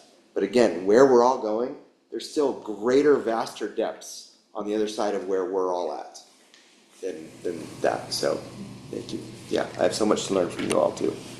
Thanks for giving me the opportunity. Hello. Hi. I also struggle a lot with anxiety versus intuition, and I think that was my main takeaway from last week, was just kind of what are the differences between those? And I think since last week I've been trying to tune into that a little bit more and notice what is my intuition telling me, or what are examples of intuition that I've had in my life before. So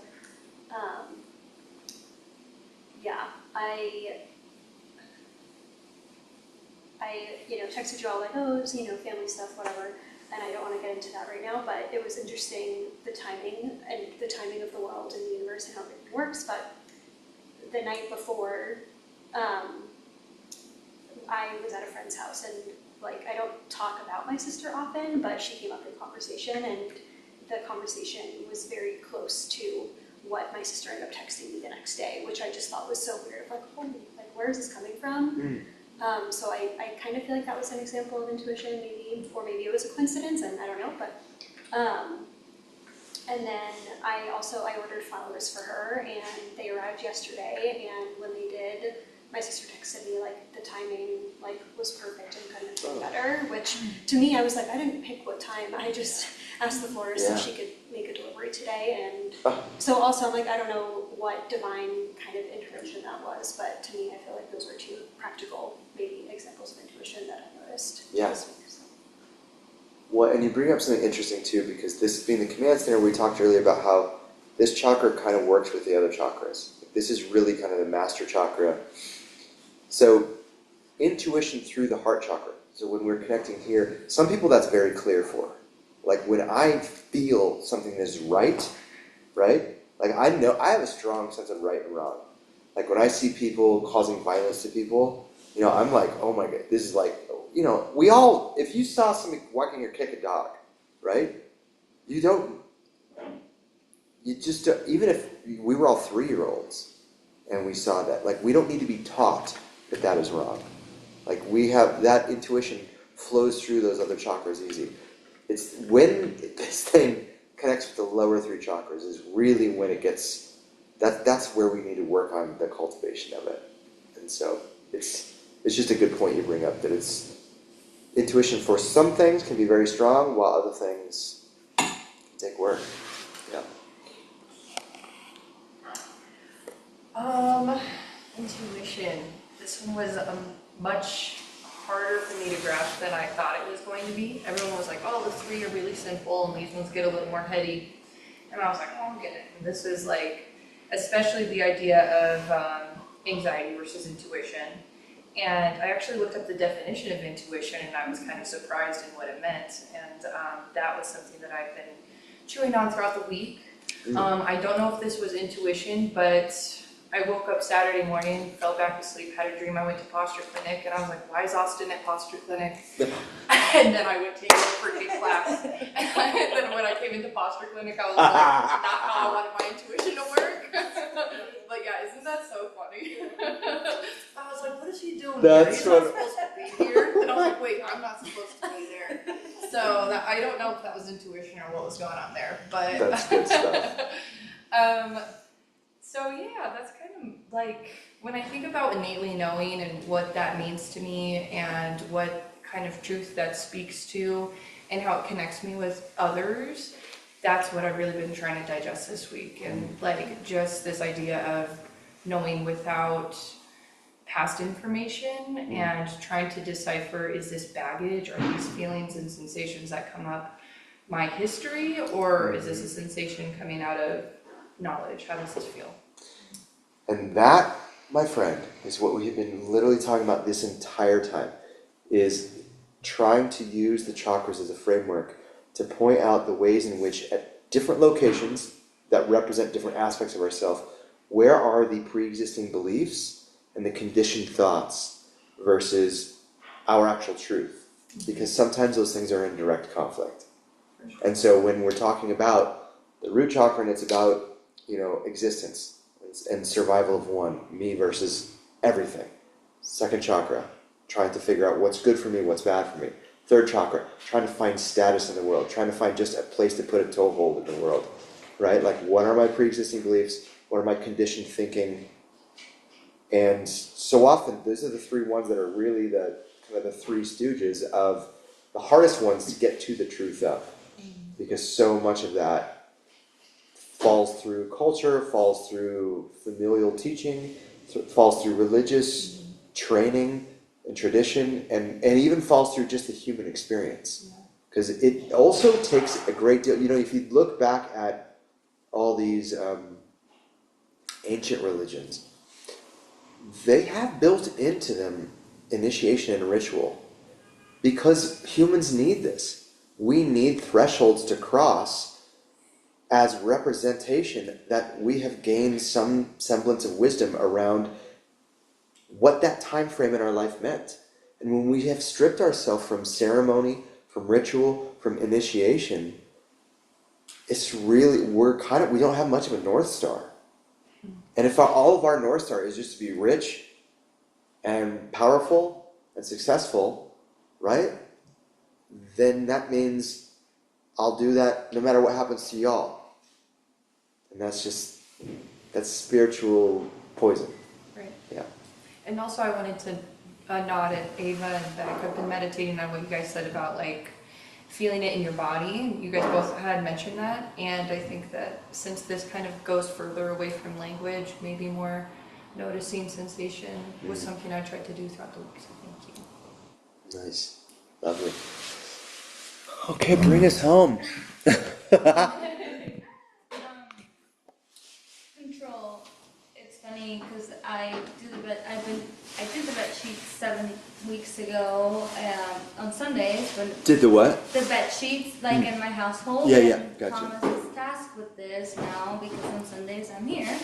And I have like a specific routine. What, you guys do it every week? Yeah. Oh man, that's so good. Yeah. And it feels so good. Yeah. But we got a new comforter, so I know the drill. Like, I'm like, the bed sheets go to the comforter, you have to put it in the dryer for like 3-4 times. On Sunday we have, I stayed at home because this is the weather. Yeah. So then we had flex time. So Thomas was like, oh, you can help with the bed sheets. And I was like, oh yeah, I'll do them later. And then he took it up on himself to continue doing it. I was like, awesome. And I looked around and I'm like, why are the bed sheets still in the bed? And he's like, oh, I just put the comforter first. And I was like, what? Like, we're about to leave in an hour. This comforter's not going to be dry. We're going to get home at 7 p.m. Our bed sheets are going to be wet. And then I was like, control, like, let go of control. So that was like my homework that was forced into it. Acknowledging how he does the bed sheets when I'm not home. I'm like, whoa. And just some intuition. And That is so funny. And just intuition for myself. I used to do a lot of tarot readings for myself and oracle, and I haven't done that in a while. And I think like maybe the last 3 weeks or so I've been taking them out, but for this one I was like every day, and I Cool. have a list of like my daily tarot cards. And, Yeah. like I look at them and I try to see what I like the intuition I get or like how I connect to it. And I go through my day and then I come back at night to read it. And I have the book itself that comes with the deck, and then I have like the beginner's guide to tarot cards. Yeah. So I try to see, and I like it. I like it a lot. And when we talk about theme, that's something that I want to involve in my classes. It's like tarot readings and astrology. Because I am washy-washy with it. I love it. But then the other day I was listening to a podcast and they were like conjunction and sextile. And I was like, what in the world are all these big words? So hopefully I'll. Yeah. That's what I got. Thank you. Yeah, so I think to conclude, like, the idea of what we can control and what we don't control. Do we have an idea of what that is? I mean, we probably have an assumption of what that is, but I think I can speak for myself. There's a lot in my life that I assume I have control over that I don't have control over. And there's a lot in my life that I have control over, but I don't take control over, right? Because I don't have the discipline. I don't have the strength. I don't have the courage sometimes. I don't have I haven't been taught how, right? So these are good questions to leave the sixth chakra on. But I also do want to just say that I think oracle and astrology and things like this, they are yoga adjacent. And obviously there's like a dark side to it. Well, I don't know if it's so obvious, but there is a dark side to it by kind of like what you were saying, is like wrapping yourself up too much into it. However, I will say that like if you are using it to allow the part of your brain to stay curious and open and just wonder, it can be a really positive thing. It can be really good to shift you from the place of like I know to I would like to know, and that uncomfortable space, sometimes the oracle or astrology can be a great buffer to almost like give you a blanket in that discomfort, in an uncomfortable place. But again, if we hold on to it dogmatically, yeah, I would just caution against that. But you all are grown adults, you do what you want, and you're doing great. I mean, this group, y'all are just a delight. You're so great to work with, and I feel like we've gone really deep in these 7 weeks together. So I appreciate that. We have 15 minutes to talk about the second chakra. But that's okay, because, you know, the concepts surrounding this one, Sahasrara, that's a fun one to say. Say Sahasrara. Sahasrara is thousand-petaled, Sahasrara. Sahasrara. Yeah, if you need to pee, just go, because we're not taking a break. Yeah, sorry. We don't have time for a break, so, you know, if you haven't learned to bring diapers now or not drink too much water beforehand, then go to the bathroom.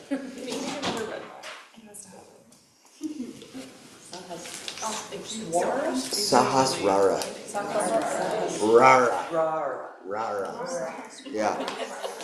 Means 1,000-petaled lotus, right? So if you imagine like this is your spiritual belly button. This one's gonna be hard for me too, isn't it? Yeah, probably. I mean, this one's the hardest one. So know this, that it's not really considered part of the chakra canon. This is more of like this isn't really considered, oftentimes in many traditions, not even considered a chakra. So a lot of the systems just end with the sixth chakra. But concepts that we can bring into kind of like our practical life that this Sahasrara is representative of are things like transcendence, right? So things like awe, things that bring awe and beauty and wonder into our life. You know, I remember the first time I ever went to the ocean, being a landlocked Colorado boy, right? Growing up as a mountain boy here, I went to Mexico, and we were walking along the beach, and the whole time I was just like, this ocean is so huge. And this girl's talking to me about her husband, the whole time complaining about her husband.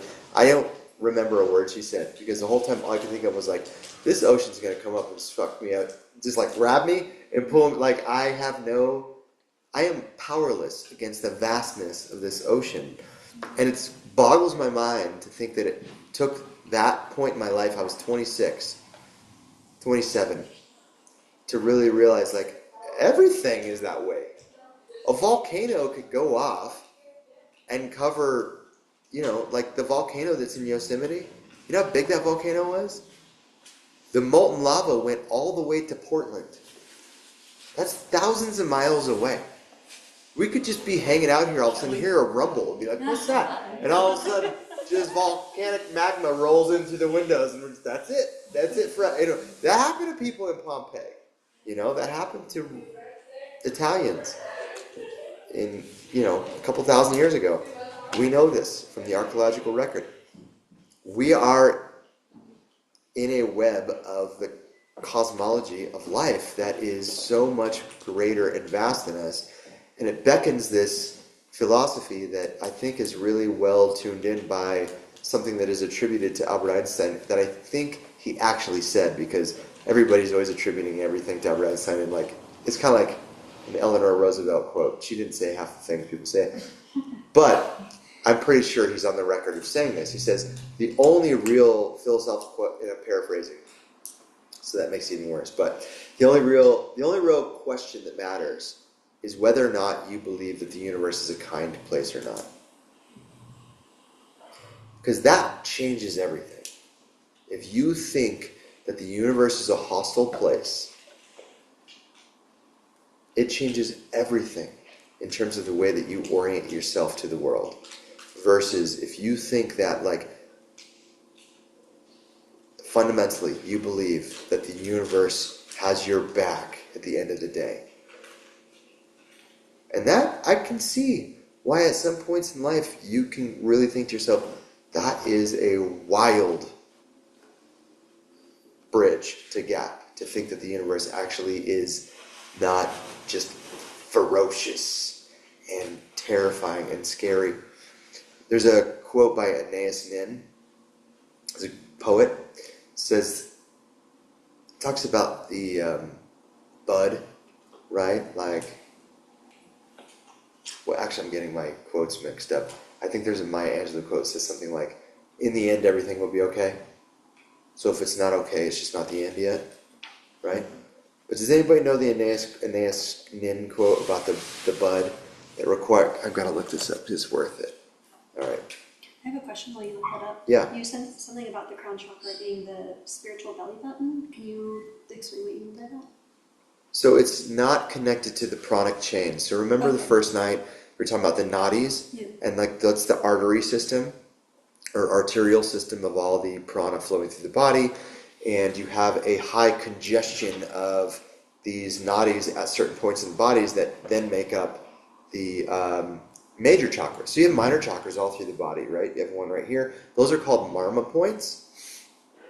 But you have places where a lot of prana is congested or just that flow through simultaneously. And those are the major chakras. And there are also 3 nadis that have the greater potential for the most amount of prana that flow through them. So think of them as 6-lane highways in LA or something versus chakra through my arm might be like a country road, right? There's not that much prana there. Whatever, I have skinny arms, okay. No, it's not physical, right? I'm just joking. Here it is. So the only nadi that carries any prana to the 7th chakra is the Sushumna. Do you remember this word? The Sushumna. Sushumna actually means hollow reed.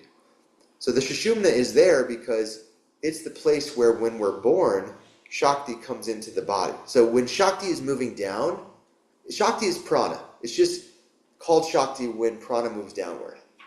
When prana moves upward, it's called Kundalini. Okay, remember this term?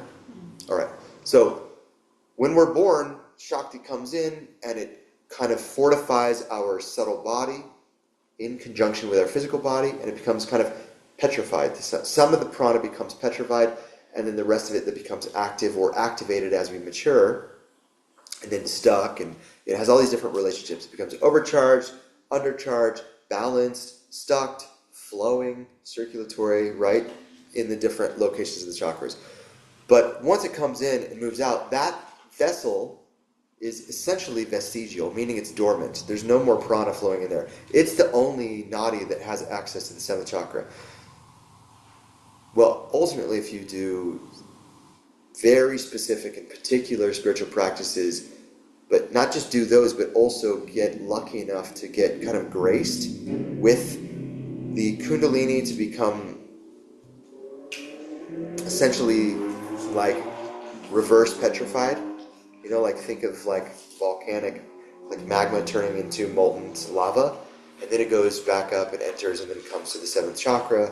This is kind of the final climax of kind of the esoteric aspect of spiritual metaphor. Okay?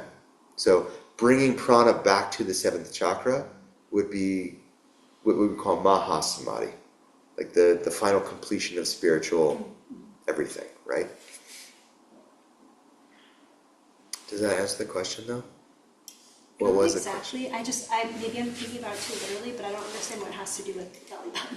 So the belly button is where you get all your nourishment as a baby, right? Physically. Yeah.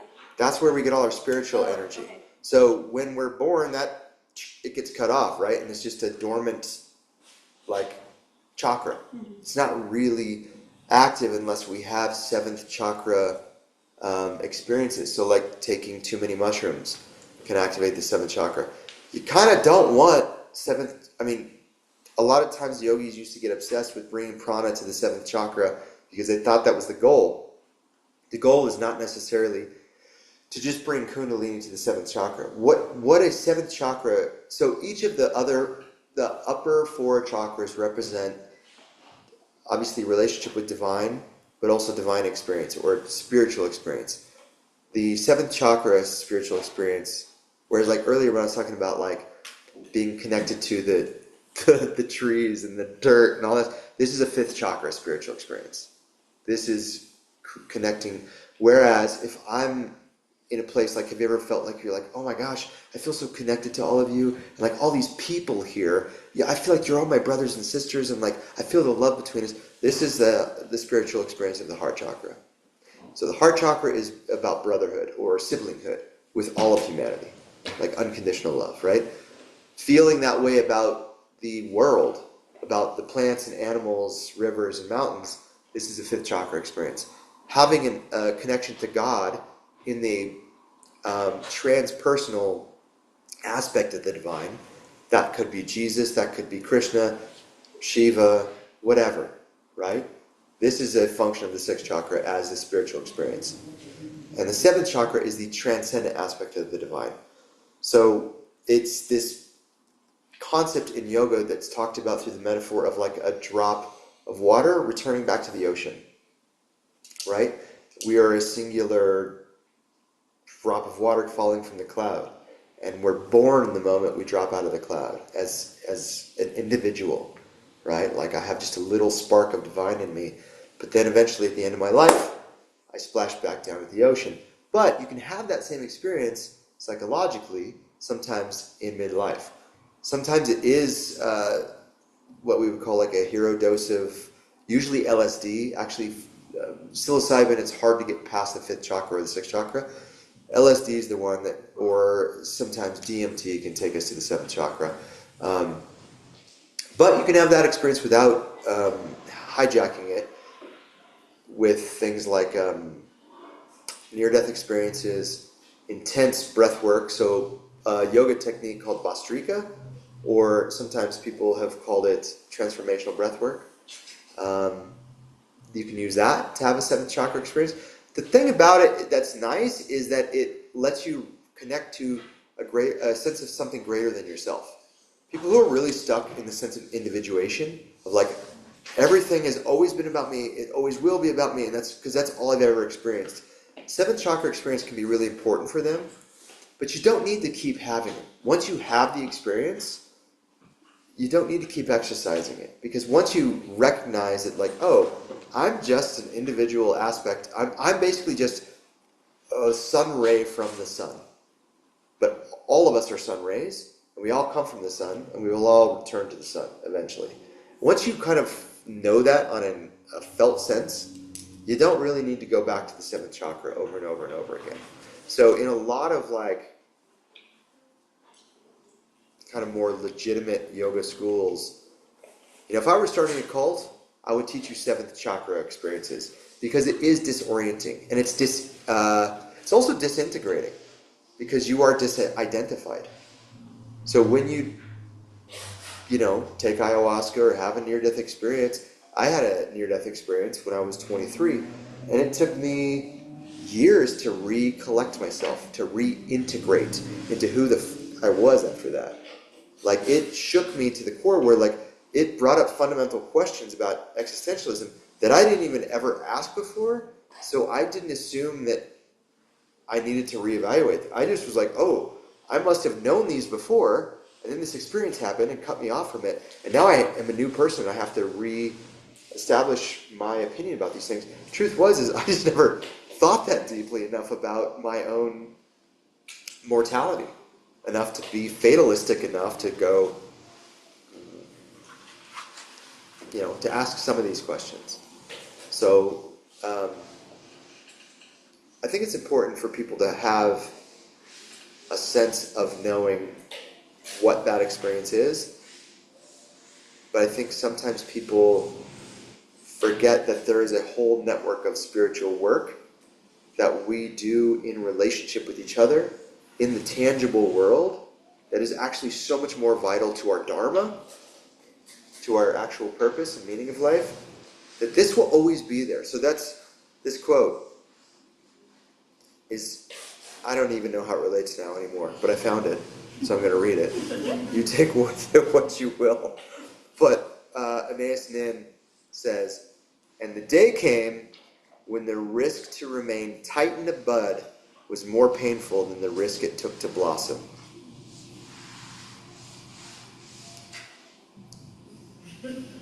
I mean, that's seriously, that's, I'm looking at a couple of you. This is pretty. And the day came when the risk to remain tight in the bud, because that's our comfort zone, right? That's what we know. That's where we want to stay. Like, this is where it all makes sense, because I've worked my whole life to be like, I'm Austin, that's that, this is good, that's bad, here's my status, I got that, right? That's staying tight in the bud. But when you stay there and everything else is changing and compelling you to change, there then becomes a risk to trying to stay the same. The day came when the risk to remain tight in the bud was more painful than the risk it took to blossom, to go into the unknown, and to lose something of yourself, Because what happens next? The rose wilts and dies, right? But if it doesn't blossom, it doesn't share its essence. This is crazy. I'm having a little intuition moment, guys. Are you? What is it? I went to Amy's class yesterday, and Kelly was in there too. She was like talking about perseverance, and she kept talking about the little spring buds and spring flowers that just got snowed on, but they're still alive. And throughout the whole class, my whole intention was just to like visualize myself like a little flower. And then you said that, and now I'm having a little Like, I don't know where I have it up, but here I have it. And there we go. I'm proud of myself.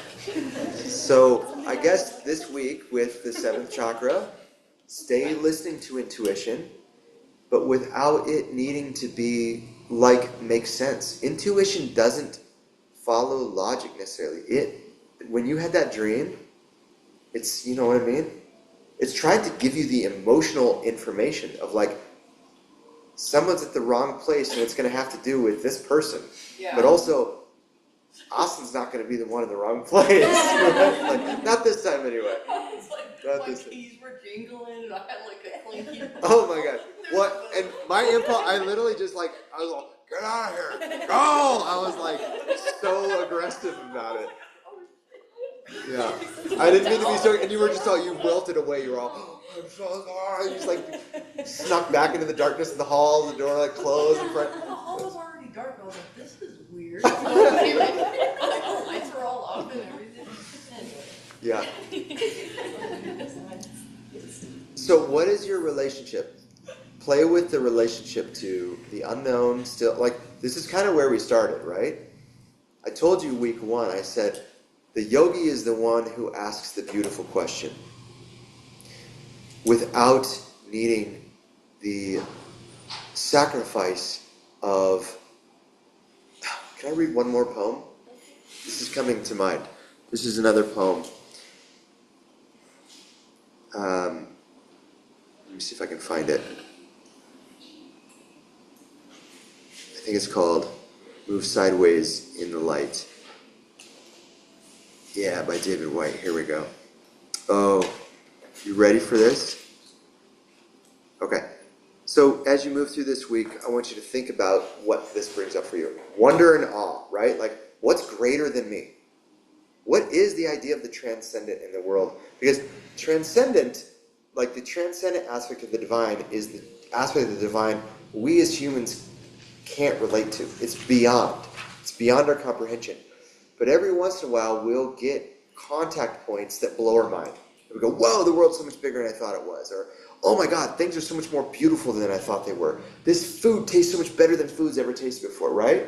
Like sometimes we have to be shaken out of our comfort zone to have these experiences. So this is actually a poem. It's perfect for today because this is an Irish poet. And it's, and this is specifically to the traditional Irish tradition. So there was this culture in Northern Ireland of these peoples called the Tobar. And they were a non-violent people. They were Druids, and they were very in tune with the animism, like earth religion. They were very yoga-like. And Ireland, in pretty pre-medieval, before English rule came in with Catholicism and kind of killed everybody, they were warring tribes because they were all starting to get bigger and they were fighting for resources. And the Tobar were like, we're not going to fight. And the tradition, the myth is that as other warring tribes closed in on them, that rather than fight or perish, they moved sideways and turned into the light and disappeared.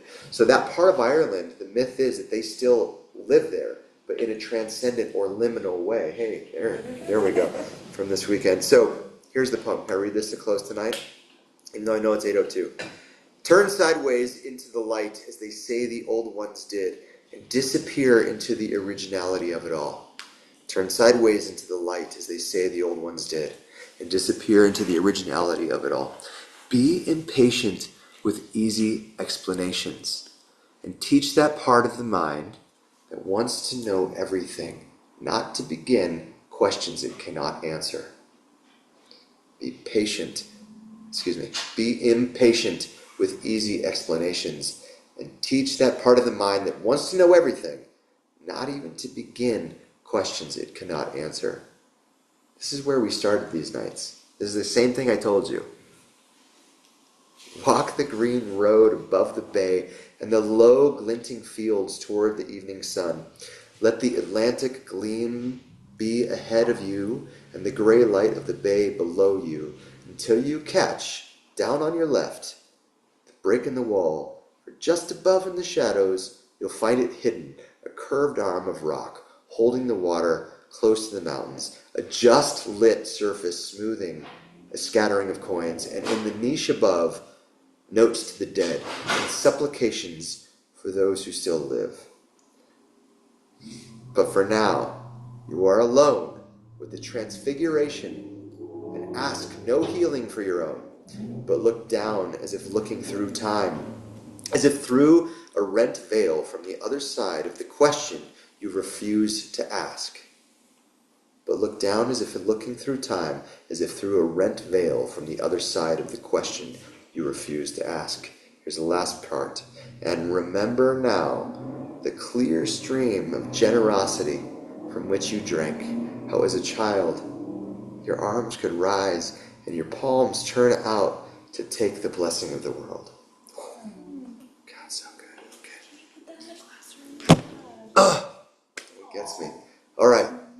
see the word and close it up. I'll You. go this time. Yeah. Let's say you. Deep. New questions. Let's go here. Acceptance. Crown. Community. Higher power. Experience. Kind. Trust. Spiritual. Poetry. Thank you guys. Thanks for going so deep. I don't know if I've ever gotten so deep with a group. Love y'all. Wow. What's your Thank word? you. Oh, deep, I guess. Deep. Deep. Who else had deep? Somebody else had deep. You had deep. We'll start Always where deep with Austin. we'll end where we began. Yeah. That's such the chakras.